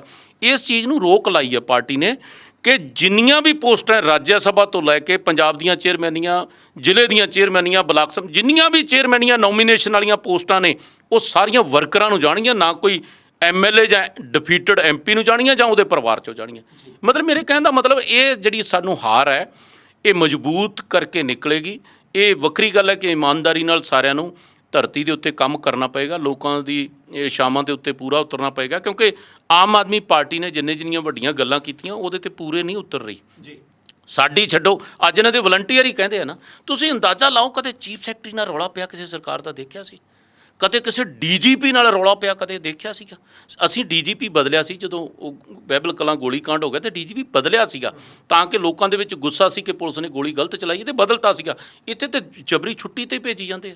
ਇਹ ਹੁਣ ਜਾਂ ਤਾਂ ਫਿਰ ਜੇ ਮੂਸੇਵਾਲਾ ਸਾਹਿਬ ਦੀ ਸਿਕਿਉਰਿਟੀ ਘਟਾਉਣ 'ਚ ਉਹਦਾ ਰੋਲ ਸੀ ਤਾਂ ਫਿਰ ਤਾਂ ਵੱਡੀ ਕਾਰਵਾਈ ਹੋਣੀ ਚਾਹੀਦੀ ਸੀ ਨਾ। ਮਤਲਬ ਇਹ ਹੈਗਾ। ਫਿਰ AG ਬਦਲਤਾ। AG ਦਾ ਮੈਨੂੰ ਅੱਜ ਵੀ ਸਤਰਾਂ ਯਾਦ ਨੇ, ਕਹਿੰਦੇ ਮੈਂ ਫਿਰ ਅਖੀਰ 'ਤੇ ਕਿਹਾ ਕਿ ਲੈ ਸਾਂਭਲਾ ਤੂੰ ਸੱਦੇ ਦੀ ਇਹ ਨਾਰੇ ਅਤੇ ਮੈਥੋਂ ਨਹੀਂ ਮੱਝੀ ਚਾਰ ਹੁੰਦੀਆਂ। ਇਹ ਸਿੱਧੂ ਸਾਹਿਬ, ਅਨਮੋਲ ਰਤਨ ਸਿੱਧੂ ਸਾਹਿਬ ਇੱਕ ਨਾਮ ਹੈ ਹਾਈ ਕੋਰਟ ਦਾ। ਜੇ ਉਹਨਾਂ ਨੂੰ ਐਂ ਛੱਡ ਕੇ ਭੱਜਣਾ ਪਿਆ ਤਾਂ ਉਹਦੇ ਪਿੱਛੇ ਕਾਰਨ ਕੀ ਨੇ, ਇਹ ਮੁੱਖ ਮੰਤਰੀ ਸਾਹਿਬ ਨੂੰ ਵੇਖਣਾ ਚਾਹੀਦਾ। ਇਹ ਹੈਗਾ। ਇਸੇ ਤਰ੍ਹਾਂ ਤੁਸੀਂ ਰਾਜ ਸਭਾ ਦੇ ਮੈਂਬਰ ਬਣਾਤੇ ਯਾਰ। ਕਿਹੜਾ ਉਹ ਜਿਹੜਾ ਕਹਿੰਦੇ ਸੀਗੇ ਛਿੰਦੇ ਸਾਈਕਲਾਂ ਵਾਲੇ ਦਾ ਮੁੰਡਾ ਬਣਾਤਾ। ਆਮ ਆਦਮੀ ਪਾਰਟੀ 'ਚ ਜੇ ਆਪਾਂ ਜਦੋਂ ਦੀ ਪਾਰਟੀ ਬਣੀ ਆ ਬੜੇ ਵਰਕਰ ਕੰਮ ਕਰਦੇ ਸੀ। ਇਹ ਕੀ ਕਰਾਉਣਾ ਸੀਗਾ? ਮੈਨੂੰ ਇੱਕ ਦੱਸੋ, ਲਵਲੀ ਯੂਨੀਵਰਸਿਟੀ ਵਾਲੇ ਦੀ ਕੀ ਦੇਣਾ ਆਮ ਆਦਮੀ ਪਾਰਟੀ ਨੂੰ? ਜੇ ਹਰਭਜਨ ਭੱਜੀ ਸਾਹਿਬ ਸਾਡਾ ਖੇਡ ਦੇ ਵਿੱਚ ਤਾਂ ਬਹੁਤ ਵੱਡਾ ਰੋਲ ਹੈ, ਆਮ ਆਦਮੀ ਪਾਰਟੀ ਨੂੰ ਉਹਦੀ ਕੀ ਦੇਣ ਸੀ? ਔਰ ਜੇ ਮੈਂ ਅੰਦਰਲੀਆਂ ਗੱਲਾਂ ਦੱਸਾਂ ਕਿ ਉਹ ਬਣਨ ਲਈ ਵੀ ਕਿਹਦੇ ਆ ਕਹੇ ਤੋਂ ਤਿਆਰ ਹੋਇਆ, ਤੇ ਉਹ ਜਮਾਂ ਹਾਸੋਹੀਣੀਆਂ ਨੇ। ਸਾਰੇ ਜਾਣਨ ਵਾਲੇ ਨੇ, ਮੇਰੇ ਸਤਿਕਾਰਤ ਨੇ, ਭਾਵੇਂ ਸੀਚੇਵਾਲ ਸਾਹਿਬ ਹੋਣ, ਭਾਵੇਂ ਲੁਧਿਆਣੇ ਵਾਲਾ ਉਹ ਡਾਕਟਰ ਸਾਹਿਬ ਹੋਣ, ਭਾਵੇਂ ਕੋਈ ਦੂਜੇ ਹੋਣ, ਇਹ ਸਾਰੇ ਸਾਡੇ ਤਾਂ ਸਤਿਕਾਰਤ ਨੇ। ਚਲੋ ਅਸੀਂ ਇਹ ਨਹੀਂ ਕਹਿੰਦੇ, ਪਰ ਯਾਰ ਆਮ ਆਦਮੀ ਪਾਰਟੀ ਇਹਦੇ 'ਚ ਕਿੱਥੇ ਝਲਕਦੀ ਹੈ? ਕਿਹੜਾ ਪੰਜਾਬ ਦਾ ਮੁੱਦਾ ਇਹਨਾਂ ਬੰਦਿਆਂ ਨੇ ਅੱਜ ਤੱਕ ਉਠਾਇਆ? ਫਿਰ ਆਪ ਜੋ ਹਾਲਾਤ ਵੀਸੀ ਨਾਲ ਕੀ ਵਾਪਰੇ, ਡਾਕਟਰ ਛੁੱਟੀਆਂ ਲੈ ਕੇ ਭੱਜ ਰਹੇ ਆ। ਇਸ ਕਰਕੇ ਆਪ ਕੱਲ੍ਹ ਡੀਸੀਪੀ ਦਾ ਤੇ ਐਮਐਲਏ ਦਾ ਝਗੜਾ, ਕਿਤੇ ਏਡੀਸੀ ਤੇ ਐਮਐਲਏ ਦਾ ਝਗੜਾ, ਕਿਤੇ ਐਸਐਮਓ ਤੇ ਐਮਐਲਏ ਦਾ ਝਗੜਾ। ਮੇਰੀ ਇਹ ਬੇਨਤੀ ਹੈ ਸਰਕਾਰ ਨੂੰ, ਪਹਿਲਾਂ ਤਾਂ ਸਾਰੇ ਐਮਐਲਏ ਨੂੰ ਇੱਕ ਟ੍ਰੇਨਿੰਗ ਦੇਣੀ ਚਾਹੀਦੀ ਹੈ। ਮਤਲਬ ਮੈਂ ਤੁਹਾਡੇ ਤੋਂ ਕੰਮ ਕਰਾਉਣਾ, ਤੁਸੀਂ ਮੇਰਾ ਨਹੀਂ ਕਰਨਾ ਚਾਹੁੰਦੇ, ਤੇ ਕਾਨੂੰਨ ਦੀ ਪਾੜਤ ਹੈਗੀ ਕਿ ਤੁਸੀਂ ਸੀਨੀਅਰ ਕੋਲੇ ਗੱਲ ਕਰੋ। ਜੋ ਤੂੰ ਸੀਨੀਅਰ ਨਹੀਂ ਸੁਣਦਾ, ਤੁਸੀਂ ਚੀਫ ਸੈਕਟਰੀ ਨਾਲ ਗੱਲ ਕਰੋ। ਜੇ ਚੀਫ ਸੈਕਟਰੀ ਨਹੀਂ ਸੁਣਦਾ ਤਾਂ ਮੁੱਖ ਮੰਤਰੀ ਸਾਹਿਬ ਨਾਲ ਗੱਲ ਕਰੋ। ਇਹ ਤੂੰ ਮੈਂ ਵਾਲੀ ਜਿਹੜੀ ਭਾਸ਼ਾ ਹੈ, ਇਹ ਸਾਡੇ ਮੇਰਾ ਖਿਆਲ ਹੈ ਗਲਤ ਰਿਵਾਜ ਪੈ ਗਿਆ। ਇਹਨੂੰ ਮੋੜਾ ਪਾਉਣਾ ਚਾਹੀਦਾ। ਅੱਛਾ ਬਰਾੜ ਸਾਹਿਬ, ਤੁਸੀਂ ਬਾਈਬਲ ਕਲਾਂ ਸ਼ਬਦ ਵਰਤਿਆ। ਮੈਂ ਆਮ ਪੰਜਾਬ ਦੇ ਪਿੰਡ ਦੇ ਵਿੱਚ ਬੈਠੇ ਇੱਕ ਸਧਾਰਨ ਪੰਜਾਬੀ ਸਿੱਖ ਦੀ ਗੱਲ ਕਰਾਂ, ਤੇ ਉਹ ਜਦੋਂ ਅੱਖਾਂ ਮੀਟ ਕੇ ਸੋਚਦੇ ਆ ਨਾ, ਉਹਨਾਂ ਨੂੰ ਪੰਜਾਬ ਦੀਆਂ 4 ਪੋਲੀਟੀਕਲ ਪਾਰਟੀਆਂ ਚੇਤੇ ਆਉਂਦੀਆਂ। ਜਦੋਂ 2015 ਦੇ ਵਿੱਚ ਉਹ ਘਟਨਾ ਹੋਈ ਹੈ, 7-8 ਸਾਲ ਹੋ ਗਿਆ ਸੀ ਤੁਹਾਡੀ ਸਰਕਾਰ ਲਗਾਤਾਰ ਪੰਜਾਬ 'ਚ ਚੱਲ ਰਹੀ ਸੀ। 1.5 ਸਾਲ ਤੁਹਾਡੀ ਸਰਕਾਰ ਦਾ, ਅਕਾਲੀ ਦਲ ਭਾਜਪਾ 2 ਪੋਲੀਟੀਕਲ ਪਾਰਟੀਆਂ, 5 ਸਾਲ ਕਾਂਗਰਸ ਤੀਸਰੀ ਪੋਲੀਟੀਕਲ ਪਾਰਟੀ, 6 ਮਹੀਨੇ ਆਮ ਆਦਮੀ ਪਾਰਟੀ ਦੀ। ਆਮ ਲੋਕਾਂ ਨੇ ਨਾ ਕਦੇ ਐਮਐਲਏ ਬਣਨਾ, ਨਾ ਐਮਪੀ ਬਣਨਾ, ਉਹਨਾਂ ਨੂੰ ਕੁਰਸੀ ਨਹੀਂ ਕਦੇ ਮਿਲਣੀ। ਉਹਨਾਂ ਨੇ ਉਹੀ ਲੋਹਾ ਕੁੱਟਣਾ, ਉਹਨਾਂ ਨੇ ਉਹੀ ਪੱਠੇ ਵੱਢਣੇ ਆ। ਜੇ 4 ਵੱਡੀਆਂ ਪਾਰਟੀਆਂ ਜਿਨ੍ਹਾਂ ਤੋਂ ਬਿਨਾਂ ਪੰਜਾਬ ਦੇ ਵਿੱਚ ਕੁਛ ਨਹੀਂ ਨਜ਼ਰ ਆਉਂਦਾ ਹੋਰ, ਉਹ ਸਾਰਿਆਂ ਦੀਆਂ ਸਰਕਾਰਾਂ ਆ ਗਈਆਂ, 4 ਮੁੱਖ ਮੰਤਰੀ ਹੋ ਗਏ, ਅਜੇ ਤੱਕ ਵੀ ਜੇ ਇਨਸਾਫ ਨਹੀਂ ਮਿਲਿਆ, ਲੋਕ ਪੋਲੀਟੀਕਲ ਲੀਡਰਾਂ 'ਤੇ ਕਿਵੇਂ ਯਕੀਨ ਕਰਨ? ਕੋਈ ਇੱਕ ਚੀਜ਼ ਮੈਨੂੰ ਮਾੜੀ ਜਿਹੀ ਨਹੁੰ 'ਤੇ ਪਾਉਣ ਜੋਗੀ ਦੱਸਿਓ। ਦੇਖੋ, ਮੈਂ ਇਹ WhatsApp ਇਹੀ ਬੇਨਤੀ ਕਰੂੰਗਾ ਕਿ ਮੈਂ ਪਹਿਲਾਂ ਜਦੋਂ ਗੱਲ ਸ਼ੁਰੂ ਕੀਤੀ ਸੀ, ਮੈਂ ਇੱਕ ਵਿੱਚੋਂ ਦੀ ਕਿਹਾ ਸੀ ਕਿ ਸਰਕਾਰਾਂ ਬਣਾਉਣ ਤੋਂ ਪਹਿਲਾਂ ਹੋਰ ਭਾਸ਼ਾ ਹੁੰਦੀ ਹੈ ਔਰ ਬਾਅਦ 'ਚ ਹੋਰ ਹੋ ਜਾਂਦੀ। ਇਹ ਨਹੀਂ ਚਾਹੀਦਾ। ਇਹ ਸਾਡੇ ਡਬਲ ਸਟੈਂਡਰਡ ਨੇ ਦੇਸ਼ ਦੇ ਰਾਜਨੀਤੀਵਾਨਾਂ ਦਾ ਕਿਰਦਾਰ ਨੂੰ ਨੀਵਾਂ ਲਿਆਂਦਾ। ਵੈਸੇ ਤਾਂ ਮੈਂ ਇੱਕ ਗੱਲ ਕਹਾਂ, ਤੁਹਾਡੇ ਦੇਖਣ ਵਾਲੇ ਸਾਰੇ ਨਾ ਮੇਰੇ 'ਤੇ ਗਾਲਾਂ ਕੱਢਣ ਲੱਗ ਜਾਣ ਅਤੇ ਤੁਹਾਨੂੰ ਵੀ ਕੱਢਣ। ਵੈਸੇ ਤਾਂ ਇਨਸਾਨੀਅਤ 'ਚ ਹੀ ਗਿਰਾਵਟ ਆਈ ਹੈ। ਥੱਲਿਓਂ ਲਾ ਕੇ ਉੱਪਰ ਤੱਕ ਕਿਸੇ ਵੀ ਪਦਵੀ 'ਤੇ ਬੈਠਾ ਕਿਤੇ ਵੀ ਹੈਗਾ, ਉਹ ਆਪਦੇ ਕੰਮ ਨਾਲ ਜੇ ਇਮਾਨਦਾਰ ਰਹੇ ਤਾਂ ਸਾਰੇ ਹੀ ਇਮਾਨਦਾਰ ਹੋ ਸਕਦੇ ਆ। ਪਰ ਮੈਂ ਤੁਸੀਂ ਗੱਲ ਰਾਜਨੀਤੀ ਦੀ ਕੀਤੀ ਹੈ ਜਾਂ ਜਿਹੜੇ ਇਨਸਾਫ ਦੀ ਕੀਤੀ ਹੈ, ਮੈਂ ਇੱਕ ਬੇਨਤੀ ਕਰਾਂ, ਉਹ ਜਿਹੜਾ ਇਨਸੀਡੈਂਟ ਵਾਪਰਿਆ ਸੀਗਾ, ਅੱਜ ਤੱਕ ਕਦੇ ਡੀਜੀਪੀ ਬਦਲਿਆ ਗਿਆ ਕਿਸੇ ਇਤਿਹਾਸ 'ਚ? ਕਿਸੇ ਘਟਨਾ ਪਿੱਛੇ ਪੰਜਾਬ 'ਚ ਹੋ ਗਈ ਹੋਵੇ ਤੇ ਡੀਜੀਪੀ ਬਦਲਦਾ ਹੋਵੇ? ਸਭ ਤੋਂ ਪਹਿਲਾ ਫੈਸਲਾ ਲਿਆ ਸੀ ਕਿ ਉਹ ਡੀਜੀਪੀ ਬਦਲਿਆ। ਹਾਲਾਂਕਿ ਉਹਦੇ ਪਿੱਛੇ ਦੀ ਕਹਾਣੀ ਕੀ ਹੈ, ਉਹ ਕੱਲੀ ਪੋਲੀਟਿਕਸ ਚੱਲ ਰਹੀ ਸੀ। ਮੈਂ ਸਾਰੇ ਉਸ ਐਪੀਸੋਡ ਨੂੰ ਬੜਾ ਗੌਰ ਨਾਲ ਨੇੜਿਓਂ ਵਾਚਦਾ ਸੀ। ਔਰ ਜਿਵੇਂ ਤੁਸੀਂ ਕਿਹਾ ਕਿ ਹਰ ਮਸਲੇ 'ਤੇ ਜਦੋਂ ਡਿਫੈਂਡ ਕਰਨਾ ਹੁੰਦਾ ਉਦੋਂ ਫਿਰ ਡਿਊਟੀ ਲੱਗ ਜਾਂਦੀ ਹੈ। ਮੈਂ ਐਸਾ ਦੌਰ ਦੇਖਿਆ ਸੀ, ਇੱਕ ਦਿਨ 'ਚ ਚਾਰੇ ਟੈਲੀਵਿਜ਼ਨ ਮੈਂ ਕੱਢਦਾ ਸੀ, ਕਿਉਂਕਿ ਕੋਈ ਡਿਫੈਂਡ ਕਰਨ ਨੂੰ ਵੀ ਨਹੀਂ ਸੀ ਆਉਂਦਾ। ਪਰ ਮੈਨੂੰ ਅਸਲੀਅਤ ਦਾ ਪਤਾ ਸੀ ਕਿ ਕਿੱਥੇ ਕਿਹਦੀ ਗਲਤੀ ਹੈਗੀ, ਕਿਹਦੀ ਨਹੀਂ ਹੈਗੀ। ਮੈਂ ਇੱਕ ਬੇਨਤੀ ਕਰਾਂ ਕਿ ਸਾਡੇ ਅਕਤੂਬਰ 15 ਦੀ ਗੱਲ ਹੈ ਅਤੇ 1 ਨਵੰਬਰ ਤੱਕ ਜਾਂਚਾਂ ਖੱਬੇ ਸੱਜੇ CBI ਫਲਾਣਾ ਤਿਉਂਕਾਂ ਨੂੰ ਹੋ ਗਈਆਂ। 15 ਦਿਨ ਪੰਜਾਬ ਬੰਦ ਰਿਹਾ। ਸਾਡੇ ਕੋਲ 14 ਮਹੀਨੇ ਸੀਗੇ। ਗੋਲੀ ਕਾਂਡ ਦੀ ਜਾਂਚ, ਪਰਚਾ ਦਰਜ। ਇੱਕ ਤਾਂ ਮੈਂ ਦੱਸ ਦਿਆਂ ਕਿ ਕੋਈ ਅਣਪਛਾਤੀ ਪੁਲਿਸ 'ਤੇ ਪਰਚਾ ਨਹੀਂ। ਇਹੀ ਚਰਨਜੀਤ ਸ਼ਰਮਾ 'ਤੇ FIR ਜਿਹੜੀ ਹੈਗੀ ਆ ਪਹਿਲੇ ਦਿਨ ਦੀ ਕੀਤੀ ਹੋਈ ਆ। ਪਰ ਲਗਾਤਾਰ ਇਹੀ ਚਰਚਾ ਕਿ ਅਣਪਛਾਤੀ ਪੁਲਿਸ 'ਤੇ ਪਰਚਾ। ਮੈਂ WhatsApp ਕਰੂੰਗਾ, ਕਿਰਪਾ ਕਰਕੇ ਉਹ FIR ਦਿਖਾ ਦਿਓ। ਮੈਂ ਹਾਈਲਾਈਟ ਕਰੀ ਬੈਠਾ, ਕੁਦਰਤੀ ਹੈ ਤੇ ਮੈਨੂੰ ਪਤਾ ਨਹੀਂ ਸੀ ਉਹ ਮੁੱਦਾ ਛਿੜੂਗਾ। ਮੈਂ ਤੁਹਾਨੂੰ WhatsApp ਕਰ ਦੂੰਗਾ, ਉਹਨੂੰ ਦਿਖਾਇਓ ਜ਼ਰੂਰ। ਉਸੇ ਦਿਨ ਦੀ ਹੈ। ਹਾਂ, ਫੜ ਕੇ ਅੰਦਰ ਨਹੀਂ ਦਿੱਤਾ ਕੋਈ, ਇਹ ਸਾਡੇ 'ਚ ਕਮੀ ਰਹੇਗੀ। ਜੇ ਉਹ ਸਿੱਟ ਬਣ ਗਈ ਤੇ ਸਿੱਟ ਨੇ ਸਾਲ 14 ਮਹੀਨੇ ਸਮਝ ਲਓ ਕੋਈ ਜਾਂਚ ਹੀ ਨਹੀਂ ਕੀਤੀ। ਇਹ ਜੇ ਉਦੋਂ ਹੀ ਹੋ ਜਾਂਦਾ, ਜਿਹੜੇ ਵੀ ਜ਼ਿੰਮੇਵਾਰ, ਭਾਵੇਂ ਉਹ SSP ਸੀਗਾ ਤੇ ਭਾਵੇਂ SSP ਦਾ ਕੋਈ ਗਨਮੈਨ ਸੀ ਜਿਹਦੇ ਕੋਲੋਂ ਗੋਲੀ ਚੱਲੀ ਸੀ, ਜੇ ਉਹ ਫੜ ਕੇ ਜੇਲ੍ਹ 'ਚ ਦਿੱਤੇ ਜਾਂਦੇ ਤੇ ਅਸੀਂ ਸੁਰਖਰੂ ਸੀ। ਕਿਉਂਕਿ ਬੇਅਦਬੀ ਵਾਲੀ ਜਾਂਚ ਤਾਂ ਆਹੀ ਦਾਦੂਵਾਲ, ਆਹੀ ਢੱਡਰੀਆਂ ਵਾਲਾ ਸਾਹਿਬ, ਆਹੀ ਉਹ ਜਿਹੜਾ ਸੀਗਾ ਤੁਹਾਡਾ ਪੰਥਪ੍ਰੀਤ ਤੇ ਸਾਰੀਆਂ ਵਿਰੋਧੀ ਪਾਰਟੀਆਂ, ਤੁਹਾਡੇ ਯਾਦ ਹੋਣਾ ਕਾਂਗਰਸੀ ਰਾਹੁਲ ਗਾਂਧੀ ਨੂੰ ਮਿਲੇ ਸੀ। ਉਸ ਵੇਲੇ ਦੇ ਪ੍ਰਣਬ ਮੁਖਰਜੀ ਰਾਸ਼ਟਰਪਤੀ ਨੂੰ ਮਿਲੇ ਸੀ। ਉਸ ਵੇਲੇ ਸਰਦਾਰ ਸੁੱਚਾ ਸਿੰਘ ਛੋਟੇਪੁਰ ਸਾਹਿਬ ਹੁੰਦੇ ਸੀ ਪ੍ਰਧਾਨ, ਆਮ ਆਦਮੀ ਪਾਰਟੀ ਦੇ ਗਵਰਨਰ ਨੂੰ ਮਿਲੇ, ਧਰਨੇ ਲਾਏ ਵੀ ਜਾਂਚ ਪੰਜਾਬ ਪੁਲਿਸ 'ਤੇ ਭਰੋਸਾ ਨਹੀਂ, ਇਹ CBI ਨੂੰ ਦੇ ਦਿਓ। ਪਰ ਜਦੋਂ ਜਾਂਚ ਸਾਡੇ ਕੋਲ ਨਹੀਂ ਸੀ, ਉਹ ਤਾਂ ਰਹਿਣੀ ਨਹੀਂ ਸੀ। ਦੂਜਾ ਸਬੂਤ ਇਹਦਾ ਮੈਂ ਤੁਹਾਨੂੰ ਦੇ ਦਿੰਦਾ ਕਿ ਮੱਲ ਕੇ ਪਿੰਡ 'ਚ ਵੀ ਉਸੇ 3 ਦਿਨ ਬਾਅਦ ਬੇਅਦਬੀ ਹੋਈ ਸੀ, ਉਹਦਾ ਕੇਸ ਪੰਜਾਬ ਪੁਲਿਸ ਕੋਲੇ ਰਿਹਾ। ਪੰਜਾਬ ਪੁਲਿਸ ਨੇ ਜਾਂਚ ਕੀਤੀ ਤੇ ਜਿਹੜੇ ਦੋਸ਼ੀ ਸੀ ਕਟਹਿਰੇ 'ਚ ਖੜੇ ਕੀਤੇ, ਉਹਨਾਂ ਨੂੰ 3 ਸਾਲ ਦੀ ਸਜ਼ਾ ਵੀ ਹੋ ਗਈ ਹੈ। ਸ਼ਾਇਦ ਤੁਹਾਡੇ ਧਿਆਨ 'ਚ ਹੋਵੇ, ਸਜ਼ਾ ਭਾਵੇਂ ਘੱਟ ਹੋਈ ਹੈ, ਕਿਉਂਕਿ ਗੁਰੂ ਗ੍ਰੰਥ ਸਾਹਿਬ ਦੇ ਮਾਮਲੇ 'ਚ ਤਾਂ ਵੱਡੀ ਸਜ਼ਾ ਹੋਣੀ ਚਾਹੀਦੀ, ਉਮਰ ਕੈਦ ਵਰਗੀ, ਘੱਟ ਹੋਈ ਹੈ। ਪਰ ਉਹ ਇੱਕ ਸਬੂਤ ਜਿਉਂਦਾ ਜਾਗਦਾ ਸਾਹਮਣੇ ਬੈਠਾ ਕਿ ਜਿਹੜੇ ਕੇਸ 'ਚ ਸਿਆਸਤ ਨਹੀਂ ਹੋਈ ਸੀ ਤਾਂ ਉਹਦੇ 'ਚ ਸਜ਼ਾ ਹੋ ਗਈ, ਜਿਹਦੇ 'ਚ ਸਿਆਸਤ ਹੋਈ ਜਾਂਦੀ ਹੈ ਉਹ ਅੱਜ ਤੱਕ ਵੀ ਹੋਈ ਜਾਂਦੀ ਹੈ। ਇਸ ਕਰਕੇ ਮੈਂ ਕਹਿਣਾ ਕਿ ਜੇ ਸਾਡੇ ਤੋਂ 14 ਮਹੀਨਿਆਂ 'ਚ ਨਹੀਂ ਹੋਈ ਸੀ, ਮਾਫੀ ਮੰਗਦੇ ਹਾਂ, ਪੰਥ ਤੋਂ ਮੰਗਦੇ ਹਾਂ, ਜਿਹੜੇ ਪਰਿਵਾਰ ਹੈ ਉਹਨਾਂ ਤੋਂ ਵੀ ਮੰਗਦੇ ਆ, ਮੀਡੀਆ ਵਾਲੇ ਸੱਜਣਾ ਰਾਹੀਂ ਹਰੇਕ ਉਸ ਪੰਥ ਦਰਦੀ ਤੋਂ ਮਾਫੀ ਮੰਗਦੇ ਆ ਜਿਹੜੇ ਸਾਡੇ ਤੋਂ ਜੇ ਕੋਈ ਕਮੀ ਪੇਸ਼ੀ ਰਹਿ ਗਈ ਸੀ। ਸਵਾਲ ਇਹ ਪੈਦਾ ਹੁੰਦਾ ਕਿ 5 ਸਾਲ ਕਾਂਗਰਸ ਨੇ ਵੀ ਰਾਜਨੀਤੀ ਕੀਤੀ ਤੇ 6 ਮਹੀਨੇ ਹੋ ਗਏ ਹੁਣ ਵੀ ਰਾਜਨੀਤੀ ਹੋਈ ਜਾਂਦੀ ਹੈ। ਬੇਅਦਬੀ ਦੇ ਮੁੱਦੇ ਤੇ ਜਿਹੜੇ ਭਗਵੰਤ ਮਾਨ ਸਾਹਿਬ ਤੋਂ ਲਾ ਕੇ ਤੇ ਇਹਨਾਂ ਦੇ ਗਲੀ ਦੇ ਵਲੰਟੀਅਰ ਤੱਕ ਕੀ ਕਹਿੰਦੇ ਸੀ ਕਿ ਬੇਅਦਬੀ ਬਾਦਲਾਂ ਨੇ ਕਰਾਈ ਹੈ, ਨਾਂ ਲੈ ਕੇ ਕਹਿੰਦੇ ਸੀ ਨਾ। ਕਾਂਗਰਸ ਪਾਰਟੀ ਦੇ ਹਰੇਕ ਨੇਤਾ ਕਹਿੰਦਾ ਸੀ ਕਿ ਬੇਅਦਬੀ ਬਾਦਲਾਂ ਨੇ ਕਰਾਈ ਹੈ, ਇਹਨਾਂ ਦਾ ਹੱਥ ਹੈ, ਇਹਨਾਂ ਨੂੰ ਫੜ ਕੇ ਅੰਦਰ ਦਿਓ। ਇਦੋਂ ਇਲਾਵਾ ਤਾਂ ਕੋਈ ਗੱਲ ਨਹੀਂ। ਉਹ ਜਿਹੜਾ ਆਪ ਅੰਦਰ ਬੈਠਾ ਸਿੱਧੂ, ਉਹ ਇਹ ਗੱਲ ਹਰ ਥਾਂ ਤੇ ਬੋਲਦੇ ਸੀ, ਇਹਨਾਂ ਦੇ ਲੀਡਰ ਸਾਰੇ ਬੋਲਦੇ ਸੀ। ਅੱਜ ਕੁਦਰਤ ਨੇ ਦੇਖੋ, ਸਮਾਂ ਜਿਹੜਾ ਨਾ ਉਹ ਹਰ ਖੱਪਾ ਭਰ ਦਿੰਦਾ। ਕੁਦਰਤ ਨੇ ਐਸਾ ਵਰਤਾਰਾ ਵਰਤਾਇਆ ਕਿ ਕਾਂਗਰਸ ਪਾਰਟੀ ਵੇਲੇ ਦੀ ਸਿੱਟ ਬਣੀ, ਮਾਨਯੋਗ ਹਾਈ ਕੋਰਟ ਦੀ ਦੇਖ ਰੇਖ ਹੇਠ ਜਾਂਚ ਚੱਲ ਰਹੀ ਸੀ, ਔਰ ਆਮ ਆਦਮੀ ਪਾਰਟੀ ਦੇ ਮੁੱਖ ਮੰਤਰੀ ਭਗਵੰਤ ਮਾਨ ਸਾਹਿਬ ਨੇ ਉਹ ਰਿਪੋਰਟ ਜਿਹੜੀ ਹੈ ਜਾਰੀ ਕੀਤੀ ਪੰਥਕ ਜਥੇਬੰਦੀਆਂ ਨੂੰ, ਤੇ ਜਿਹਦੇ 'ਚ ਸ਼੍ਰੋਮਣੀ ਅਕਾਲੀ ਦਲ ਦੇ ਕਿਸੇ ਨੁਮਾਇੰਦੇ ਦਾ ਜਾਂ ਬਾਦਲ ਪਰਿਵਾਰ ਦਾ ਕਿਤੇ ਨਾਂ ਹੀ ਨੇੜੇ ਤੇੜੇ ਨਹੀਂ ਹੈਗਾ। ਤੇ ਫਿਰ ਅੱਜ ਉਹ ਜਿਹੜੀਆਂ ਗੱਲਾਂ ਇੰਨਾ ਜ਼ਹਿਰ ਭਰਿਆ ਪੰਜਾਬ ਦੇ ਲੋਕਾਂ ਦੇ ਮਨ ਦੇ ਵਿੱਚ ਸ਼੍ਰੋਮਣੀ ਅਕਾਲੀ ਦਲ ਪ੍ਰਤੀ ਜਾਂ ਬਾਦਲ ਪਰਿਵਾਰ ਪ੍ਰਤੀ, ਉਹ ਕੋਈ ਮਾਫੀ ਮੰਗੂਗਾ ਹੁਣ? ਮਤਲਬ ਕਿੱਡੀ ਵੱਡੀ ਤੁਸੀਂ ਸਾਨੂੰ ਯਾਰ ਰਾਜ ਭਾਗ ਮਿਲਣਾ ਨਹੀਂ ਮਿਲਣਾ ਇਹ ਲੋਕਾਂ ਨੇ ਸੋਚਣਾ। ਤੁਸੀਂ ਜਿਹੜਾ ਸਾਡਾ ਗੁਰੂ ਹੈ ਤੁਸੀਂ ਉਹਦੇ ਦੋਸ਼ੀ ਬਣਾ ਕੇ ਸਾਨੂੰ ਪੇਸ਼ ਕਰੀ ਬੈਠੇ ਹੋ, ਕਿੰਨਾ ਚਿਰ ਹੋ ਗਿਆ। ਇਸ ਕਰਕੇ ਇਹ 2 ਸਰਕਾਰਾਂ ਦੇ ਵਿੱਚ ਨਾ ਸਾਨੂੰ ਜਿੱਤ ਮਿਲਣੀ ਜਾਂ ਲੋਕਾਂ ਨੇ ਬੁਰੀ ਤਰ੍ਹਾਂ ਹਾਰ ਦੇਣੀ, ਇਹ ਸਭ ਤੋਂ ਵੱਡਾ ਬੇਅਦਬੀ ਦਾ ਸੀ ਜਿਹੜਾ ਖੁਦ ਬ ਖੁਦ ਸਮੇਂ ਨੇ ਧੋਤਾ। ਔਰ ਰਹੀ ਗੋਲੀ ਕਾਂਡ ਦੀ, ਇਹ ਮੈਂ ਕਹਿਣਾ ਕਿ ਹੁਣ ਸੁਖਬੀਰ ਸਿੰਘ ਬਾਦਲ ਸਾਹਿਬ ਨੂੰ ਫੇਰ ਬੁਲਾਇਆ ਸੀ ਦੋਨਾਂ ਦੇ ਵਿੱਚ। ਇੱਕ ਗੱਲ ਦੱਸੋ ਕਿ ਕਦੇ ਕੋਈ ਹੋਮ ਮਿਨਿਸਟਰ ਆਰਡਰ ਦਿੰਦਾ ਗੋਲੀ ਦੇ? ਇਹ ਕਦੇ ਚੜ੍ਹਦੇ ਲੈਂਦੇ ਗੱਲ ਸੁਣੀ ਹੈ? ਜੇ ਤੁਸੀਂ ਪੰਨਾ ਨੰਬਰ 72 ਪੜ੍ਹੋ ਨਾ, ਜਿਹੜਾ ਇਹਨਾਂ ਦੇ ਆਮ ਆਦਮੀ ਪਾਰਟੀ ਦਾ ਹੁਣ ਉਹ MLA ਹੈ ਕੁੰਵਰ ਵਿਜੇ ਪ੍ਰਤਾਪ ਸਾਹਿਬ ਨੇ, ਜਦੋਂ ਉਹ ਜਾਂਚ ਗਈ ਹਾਈ ਕੋਰਟ, 72 ਨੰਬਰ ਪੰਨੇ 'ਤੇ ਲਿਖਿਆ ਮਾਨਯੋਗ ਜੱਜ ਨੇ, ਕਹਿੰਦੇ ਜੇ ਹੋਮ ਮਿਨਿਸਟਰ ਤੇ ਮੁੱਖ ਮੰਤਰੀ ਨੂੰ ਗੋਲੀ ਜਾਂ ਲਾਠੀ ਚਾਰਜ ਲਈ ਜ਼ਿੰਮੇਵਾਰ ਠਹਿਰਾਉਣਾ ਤਾਂ ਫਿਰ ਦੇਸ਼ ਦਾ ਕੋਈ ਮੁੱਖ ਮੰਤਰੀ ਤੇ ਹੋਮ ਮਿਨਿਸਟਰ ਨਹੀਂ ਬਚੂਗਾ, ਸਾਰੇ ਜੇਲ੍ਹ 'ਚ ਹੋਣਗੇ। ਜੱਜਮੈਂਟ ਦੇ ਵਿੱਚ ਲਿਖਿਆ। ਔਰ ਇੱਥੋਂ ਤੱਕ ਉਹ ਕਹਿੰਦੇ ਜੇ ਮੁੱਖ ਮੰਤਰੀ ਨੇ ਆਪਦੇ DC ਨਾਲ ਜਾਂ ਆਪਦੇ MLA ਨਾਲ ਗੱਲ ਕਰ ਲਈ ਤੇ ਉਹਨੂੰ ਤੁਸੀਂ ਦੋਸ਼ੀ ਬਣਾ ਰਹੇ ਹੋ, ਉਹ ਤਾਂ ਆਪਦੀ ਡਿਊਟੀ ਨਿਭਾ ਰਿਹਾ, ਰਾਤ ਨੂੰ ਵੀ ਪੁੱਛ ਰਿਹਾ ਵੀ ਭਾਈ ਸ਼ਾਂਤੀ ਨਾਲ ਰੱਖਿਓ ਜਾਂ ਸ਼ਾਂਤੀ ਰੱਖਿਓ ਜਾਂ ਨਾ ਰੱਖਿਓ। ਵੀ ਬਾਦਲ ਸਾਹਿਬ ਨੇ ਇਹੀ ਕਿਹਾ ਕਿ ਉਹਨੂੰ ਬੜੇ ਸ਼ਾਂਤੀ ਦੇ ਢੰਗ ਨਾਲ ਜਿਹੜਾ ਹੈਗਾ ਉਹਦੇ ਨਾਲ ਡੀਲ ਕਰਨਾ, ਕੋਈ ਕਿਸੇ ਨਾਲ ਕੋਈ ਧੱਕਾ ਨਹੀਂ ਕਰਨਾ। ਇਹ ਜੱਜ ਸਾਹਿਬ ਨੇ ਲਿਖਿਆ। ਤੇ ਕਹਿੰਦੇ ਜੇ ਮੁੱਖ ਮੰਤਰੀ ਗੱਲ ਨਾ ਕਰਦਾ ਤੇ ਫਿਰ ਉਹਨਾਂ ਨੇ ਉਹ ਲਾਈਨ ਕੋਡ ਕੀਤੀ ਹੈ ਕਿ ਲੋਕਾਂ ਨੇ ਕਹਿਣਾ ਸੀ ਕਿ ਉਹ ਰੋਮ ਸੜ ਰਿਹਾ ਸੀ ਤੇ ਨੀਰੋ ਬੰਸਰੀ ਵਜਾ ਰਿਹਾ ਸੀ, ਤੇ ਵੀ ਮੁੱਖ ਮੰਤਰੀ ਤਾਂ ਆਪਦੀ ਡਿਊਟੀ ਨਿਭਾ ਰਿਹਾ। ਔਰ ਇੱਕ ਗੱਲ ਮੈਂ ਇਹੀ ਕਹਾਂ ਕਿ ਜਿਹੜਾ ਗੋਲੀ ਕਾਂਡ ਹੋਇਆ ਇਹਦੇ ਪ੍ਰਤੀ ਸੁਖਬੀਰ ਸਿੰਘ ਬਾਦਲ ਸਾਹਿਬ ਨੂੰ ਸਿੱਟ ਨੇ ਬੁਲਾਇਆ। 29 ਅਪ੍ਰੈਲ ਨੂੰ ਪਟਿਆਲੇ ਦੇ ਵਿੱਚ ਗੋਲੀ ਚੱਲੀ, ਇੱਕ ਬੰਦਾ ਫੱਟੜ ਹੋਇਆ, ਸਿੰਧੂ ਸਿੱਖਾਂ ਦਾ ਜਿਹੜਾ ਸੀਗਾ ਉਹ ਤਕਰਾਰ ਹੋਇਆ।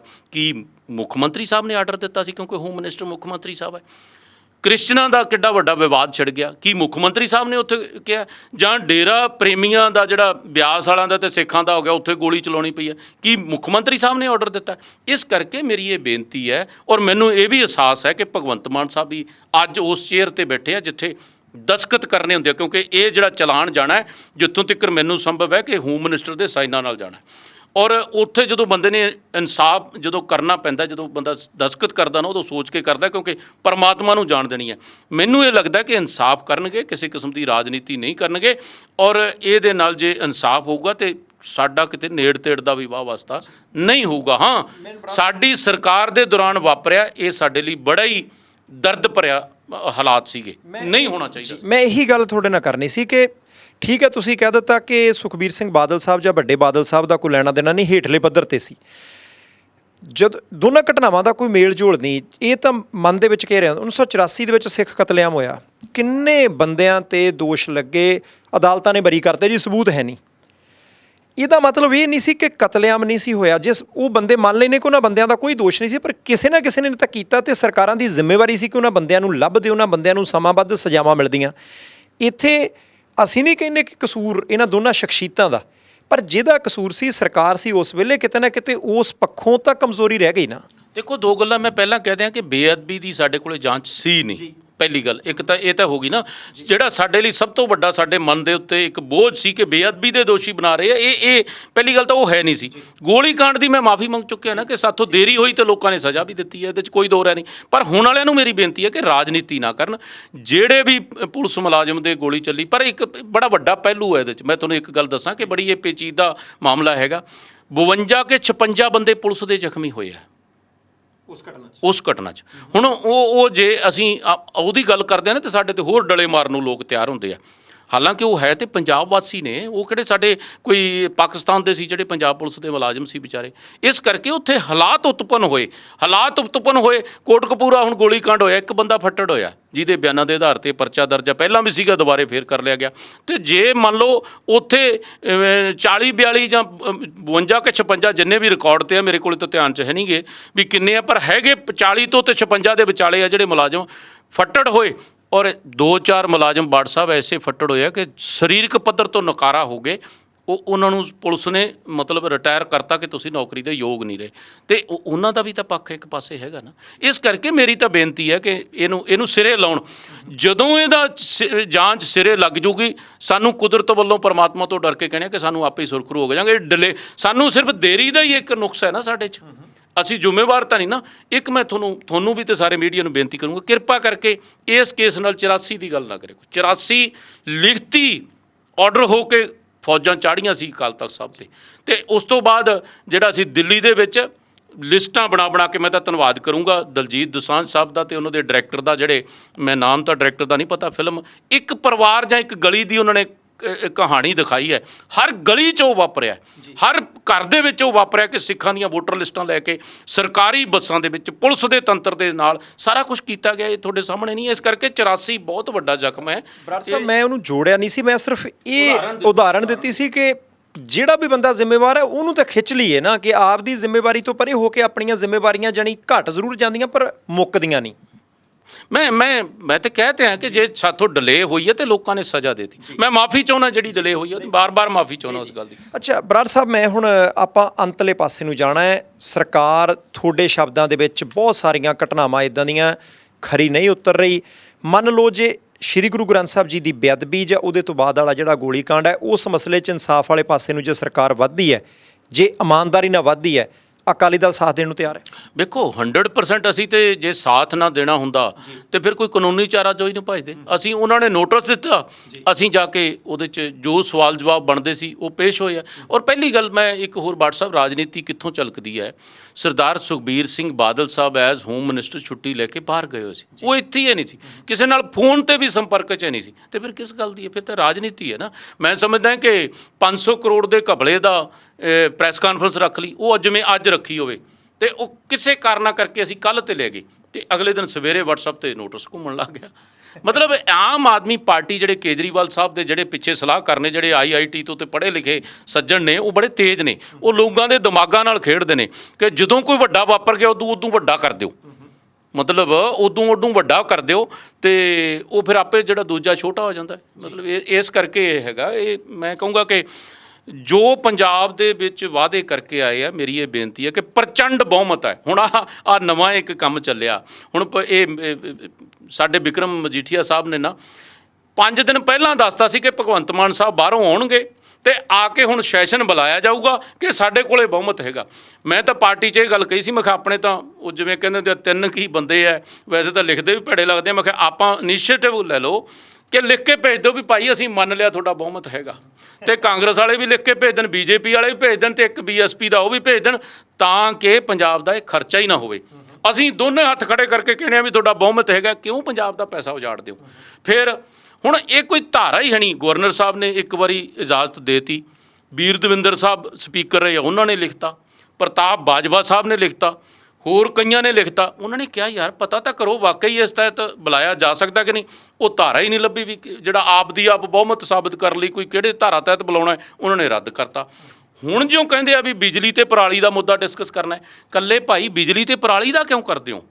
ਮੇਰੀ ਭਗਵੰਤ ਮਾਨ ਸਾਹਿਬ ਨੂੰ ਬੇਨਤੀ ਹੈ, ਸਭ ਤੋਂ ਪਹਿਲਾਂ SYL ਦੇ ਮੁੱਦੇ ਤੇ ਮਤਾ ਪਾ ਕੇ ਭੇਜੋ ਵਿਧਾਨ ਸਭਾ ਵੱਲੋਂ ਵੀ ਪੰਜਾਬ ਕੋਲੇ ਪਾਣੀ ਹੈ ਨਹੀਂ। ਹਰਿਆਣੇ ਨੂੰ ਕਿਤੇ ਬਾਹਰ ਦੀ ਲਿਜਾਣਾ, ਹਿਮਾਚਲ ਵੇਲ ਦੀ ਲੈ ਜਾਓ, ਸਾਨੂੰ ਕੀ ਇਤਰਾਜ਼ ਹੈ? ਦੇ ਦਿਓ, ਸਾਡਾ ਛੋਟਾ ਭਰਾ ਹੈ, ਜਿੰਨਾ ਮਰਜ਼ੀ ਦੇ ਦਿਓ, ਸਾਡੇ ਨਾਲ ਦੁੱਗਣਾ ਦੇ ਦਿਓ, ਸਾਨੂੰ ਕੋਈ ਇਤਰਾਜ਼ ਨਹੀਂ, ਪਰ ਸਾਡੇ ਕੋਲੇ ਹੈ ਨਹੀਂ। ਚੰਡੀਗੜ੍ਹ ਪੰਜਾਬ ਦਾ, ਪੰਜਾਬ ਦੀ ਧਰਤੀ ਤੇ ਬਣਿਆ, ਅਸੀਂ ਚੰਡੀਗੜ੍ਹ ਨਹੀਂ ਦੇ ਸਕਦੇ, ਗੱਲ ਮੁੱਕ ਗਈ। ਇਸ ਤਰ੍ਹਾਂ ਦੇ ਮੁੱਦੇ ਜਿਹੜੇ ਆ ਉਹ ਡਿਸਕਸ ਹੋਣੇ ਚਾਹੀਦੇ। ਮੁੱਦੇ ਤਾਂ ਡਿਸਕਸ ਜਿਹੜਾ ਤੁਹਾਡਾ ਸਾਹਮਣੇ ਆ, ਜਿਹੜਾ ਹੁਣ ਮੰਨ ਲਓ ਕਰਪਸ਼ਨ ਦੇ ਚਾਰਜ ਜਾਂ ਇਲਜ਼ਾਮ ਲੱਗੇ ਆ, ਇਹ ਨਹੀਂ ਡਿਸਕਸ ਹੋਣਾ ਚਾਹੀਦਾ। ਫਿਰ ਸਰਕਾਰ ਚਲਾਉਣ ਦੇ ਪ੍ਰਬੰਧਾਂ 'ਚ ਜਿਹੜੀਆਂ ਖਾਮੀਆਂ, ਮੈਂ DGP VC ਚੀਫ ਸੈਕਟਰੀ ਸਭ ਦੀਆਂ ਗੱਲਾਂ ਕਰਤੀਆਂ, ਇਹ ਨਹੀਂ ਹੋਣਾ ਚਾਹੀਦਾ। ਕਾਨੂੰਨ ਵਸਤਾ ਹੈ। ਹੁਣ ਯਾਰ ਤੁਸੀਂ ਇੱਕ ਐਡੇ ਵੱਡੇ ਬੰਦੇ ਦੀ ਉਹਨੂੰ ਅੱਜ, ਉਦੋਂ ਸ਼ਾਇਦ ਛੋਟਾ ਲੱਗਦਾ ਸੀ, ਲਿਖਣ ਵਾਲਿਆਂ ਨੇ ਜਿਨ੍ਹਾਂ ਨੇ ਲਿਖ ਕੇ ਜਾਰੀ ਕੀਤੀ ਰਿਪੋਰਟ, ਕਹਿੰਦੇ ਵਿਵਾਦਤ ਜਿਹੜਾ ਸੀਗਾ ਗਾਇਕ, ਉਹਦੀ ਵੀ ਸਿਕਿਉਰਿਟੀ ਵਾਪਸ ਲਈ। ਵਿਵਾਦਤ ਹੋ ਸਕਦਾ ਯਾਰ, ਸਰਦਾਰ ਸਾਡਾ ਪੱਗ ਦੇ ਵਿੱਚ ਅਰਬਾਂ ਬੰਦਿਆਂ ਨੂੰ ਪ੍ਰਭਾਵਿਤ ਕਰਨ ਵਾਲਾ ਬੰਦਾ ਸੀ, ਪਤਾ ਨਹੀਂ ਉਹਨੇ ਕਿੱਥੋਂ ਤੱਕ ਜਾਣਾ ਸੀ, ਤੇ ਤੁਸੀਂ ਸਿਕਿਉਰਿਟੀ ਵਾਪਸ ਲੈ ਲਈ, ਬੰਦਾ ਮਾਰਤਾ। ਕਿਹਦੀ ਜ਼ਿੰਮੇਵਾਰੀ ਫਿਕਸ ਕੀਤੀ ਹੈ? ਕਿਸੇ ਦੀ ਕੀਤੀ ਹੈ? ਮੈਂ ਤਾਂ ਅਦਾਲਤਾਂ 'ਤੇ ਵੀ ਹੈਰਾਨ ਹੈ ਵੀ ਜੇ ਉਹ ਸਿਕਿਉਰਿਟੀ ਵਾਪਸ ਲੈ ਕੇ ਅਸੀਂ RTI 'ਚ ਪੁੱਛਦੇ ਹਾਂ ਵੀ ਕਿਹਨੂੰ ਕਿੰਨੇ ਗਨਮੈਨ ਦਿੱਤੇ, ਉਹ ਤਾਂ ਦਿੰਦੇ ਨਹੀਂ, ਸਿਕਿਉਰਿਟੀ ਦਾ ਮਸਲਾ ਹੈ ਜੀ, ਤੇ ਤੁਸੀਂ ਅਖਬਾਰ 'ਚ ਹੀ ਛਾਪੀ ਜਾਂਦੇ ਆ ਵਾਪਸ ਲੈ ਕੇ। ਇਸੇ ਤਰ੍ਹਾਂ ਜਿਹੜੇ ਸੀਗੇ ਕੀ ਕਹਿੰਦੇ ਹੁੰਦੇ ਆ, ਜੈਡ ਸਿਕਿਉਰਿਟੀਆਂ ਦੋ ਦੇ ਵੀ ਰੌਲੇ ਪਈ ਜਾਂਦੇ ਆ, ਰਾਘਵ ਚੱਡਾ ਸਾਹਿਬ ਦੀ ਤਾਂ ਵੀ ਪਈ ਜਾਂਦਾ, ਕੀ ਕੁਛ ਨਹੀਂ ਹੋਈ ਜਾਂਦਾ। ਕਤਲੋ ਗਾਰਤ, ਤੁਸੀਂ ਅੰਦਾਜ਼ਾ ਲਾਓ ਕਿ ਸਾਡੇ ਪੰਜਾਬ ਦੀ ਸਥਿਤੀ ਅੱਜ ਕਾਨੂੰਨ ਦੀ ਐਸੀ ਹੋਈ ਪਈ ਹੈ। ਮੈਂ ਭਗਵੰਤ ਮਾਨ ਸਾਹਿਬ ਨੂੰ ਇਹ ਨਹੀਂ ਕਿ ਵਿਰੋਧੀ ਹੋਣ ਕਰਕੇ ਇਕੱਲਾ ਭੰਡੀ ਜਾਊਂਗਾ, ਮੈਂ ਇਹ ਕਹਿਣਾ ਕਿ ਤੁਹਾਨੂੰ ਧਿਆਨ ਦੇਣ ਦੀ ਲੋੜ ਹੈ ਜੀ। ਵਰਦੀ ਦਾ ਜਿਹੜਾ ਖੌਫ ਸੀ ਉਹ ਖਤਮ ਹੋਇਆ ਪਿਆ, ਤੇ ਦਿਨ ਦਿਹਾੜੇ ਤਲਵਾਰਾਂ ਨਾਲ ਬੰਦੇ ਵੱਢੇ ਜਾ ਰਹੇ ਆ, ਔਰ ਵੀਡੀਓ ਬਣਾਉਂਦੇ ਆ ਮੁੜ ਕੇ, ਤੇ ਕੋਈ ਡਰਦਾ ਵੀ ਨਹੀਂ ਹੈ। ਇਸ ਕਰਕੇ ਇਹ ਬਹੁਤ ਜ਼ਰੂਰੀ ਹੈ ਕਿ ਗੈਰ ਵਿਧਾਨਕ ਕੰਮ ਪਿੱਛੇ ਹੋਇਆ ਜਿਹੜਾ, ਉਹ ਕਿੱਡੀ ਨਿੰਦਿਆ ਹੋਈ। MOU ਹੀ ਕਰਤਾ। ਫਿਰ ਉਹ ਰਾਘਵ ਚੱਡਾ ਸਾਹਿਬ ਨੂੰ ਚੇਅਰਮੈਨ ਲਾਉਣ ਦੀ ਗੱਲ ਸੀ, ਉਹ ਪਤਾ ਨਹੀਂ ਕਿਵੇਂ ਅੜਕੁੜਕ ਗਈ। ਚਲੋ ਮੁੱਖ ਮੰਤਰੀ ਸਾਹਿਬ ਆੜਨ ਥੋੜ੍ਹਾ ਜਿਹਾ ਚੰਗੀ ਗੱਲ ਹੈ। ਇਸ ਕਰਕੇ ਪੰਜਾਬ ਦੇ ਵਿੱਚ ਲਾਅ ਐਂਡ ਆਰਡਰ ਦੀ ਸਥਿਤੀ ਚਰਮਰਾਈ ਪਈ ਹੈ। ਨਸ਼ਿਆਂ ਦੇ ਮੁੱਦੇ ਦੀ ਗੱਲ ਕਰ ਲਓ, ਹੁਣ ਨਸ਼ਿਆਂ ਦਾ ਕਿੱਡਾ ਵੱਡਾ ਮੁੱਦਾ ਸੀ, ਸਾਨੂੰ ਕਿੰਨਾ ਭੰਡਿਆ ਕਿ ਨਹੀਂ ਭੰਡਿਆ। ਤੇ ਦੂਜਾ ਉਹ ਪਹਿਲੀ ਸਰਕਾਰ ਨੇ ਪਰਚਾ ਦਰਜ ਕਰਕੇ ਅੰਦਰ ਕੀਤਾ, ਬਿਕਰਮ ਜੀਆਂ ਨੂੰ ਅੰਦਰ ਜੇਲ੍ਹ 'ਚ ਵੀ ਤੰਗ ਕਰਦੇ ਰਹੇ, ਤੇ ਫਿਰ ਕੀ ਨਿਕਲਿਆ ਉਹਦੇ 'ਚ? ਅੱਜ ਤੱਕ ਮਤਲਬ ਕੋਈ ਸਬੂਤ ਹੀ ਨਹੀਂ ਪੇਸ਼ ਕਰ ਸਕੇ। ਚਲੋ ਮੈਂ ਕਹਿਣਾ ਜਿਹੜਾ ਉਹ ਹੋਇਆ, ਪੋਲੀਟਿਕਸ ਹੋ ਗਈ, ਇੱਕ ਉਹ ਵੱਖਰਾ ਮੁੱਦਾ, ਉਹਨੂੰ ਛੱਡ ਦਿਓ। ਹਰ ਰੋਜ਼ ਮੌਤਾਂ ਹੋ ਰਹੀਆਂ, ਹਰ ਰੋਜ਼ ਮੌਤਾਂ ਹੋ ਰਹੀਆਂ। ਕਿੰਨਾ ਵੱਡੇ, ਅੱਜ ਤੱਕ ਜੇ ਮੈਂ ਗਲਤ ਨਾ ਹੋਵਾਂ 250 ਦੇ ਕਰੀਬ ਮੌਤਾਂ ਹੋ ਗਈਆਂ 6 ਮਹੀਨਿਆਂ ਦੇ ਵਿੱਚ। ਤੇ ਕੇਜਰੀਵਾਲ ਸਾਹਿਬ ਕਹਿੰਦੇ ਕੀ ਸੀਗੇ ਕਿ ਜੇ ईमानदार ਮੁੱਖ ਮੰਤਰੀ ਹੋਗਾ तो DGP को बुलाएगा और सभी पुलिस वालों को पता है कि कौन नशा बेचता है, 10 दिन में सबको पकड़ के अंदर कर देंगे।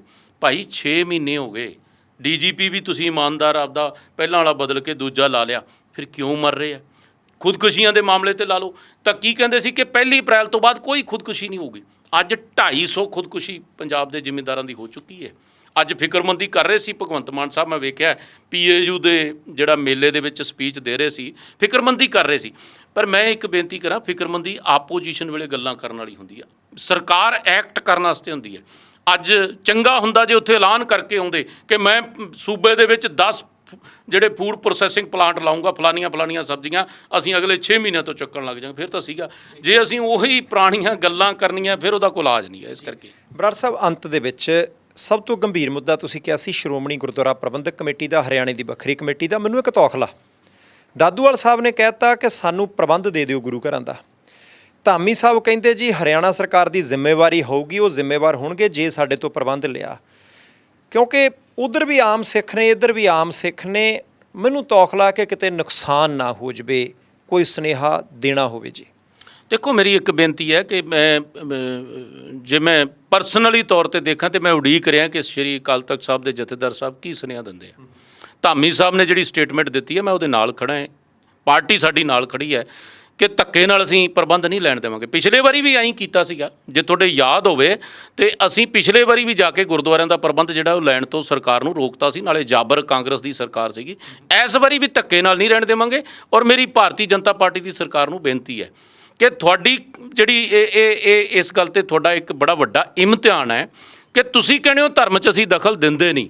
ਇਹ ਧਰਮ 'ਚ ਜੇ ਦਖਲ ਦਿਓਗੇ ਤੇ ਮੇਰਾ ਖਿਆਲ ਹੈ ਕਿ ਇਦੋਂ ਵੱਡਾ ਕੋਈ ਨੁਕਸਾਨ ਜਿਹੜਾ ਉਹ ਆਪਣੇ ਆਪ ਦਾ ਨਹੀਂ ਕਰਾਉਣਗੇ। ਦਾਦੂਵਾਲ ਸਾਹਿਬ ਜਿਹੜੇ, ਉਹਨਾਂ ਨੂੰ ਤਾਂ ਪ੍ਰਧਾਨ ਬਣਨ ਦਾ ਸ਼ੌਕ ਹੈਗਾ।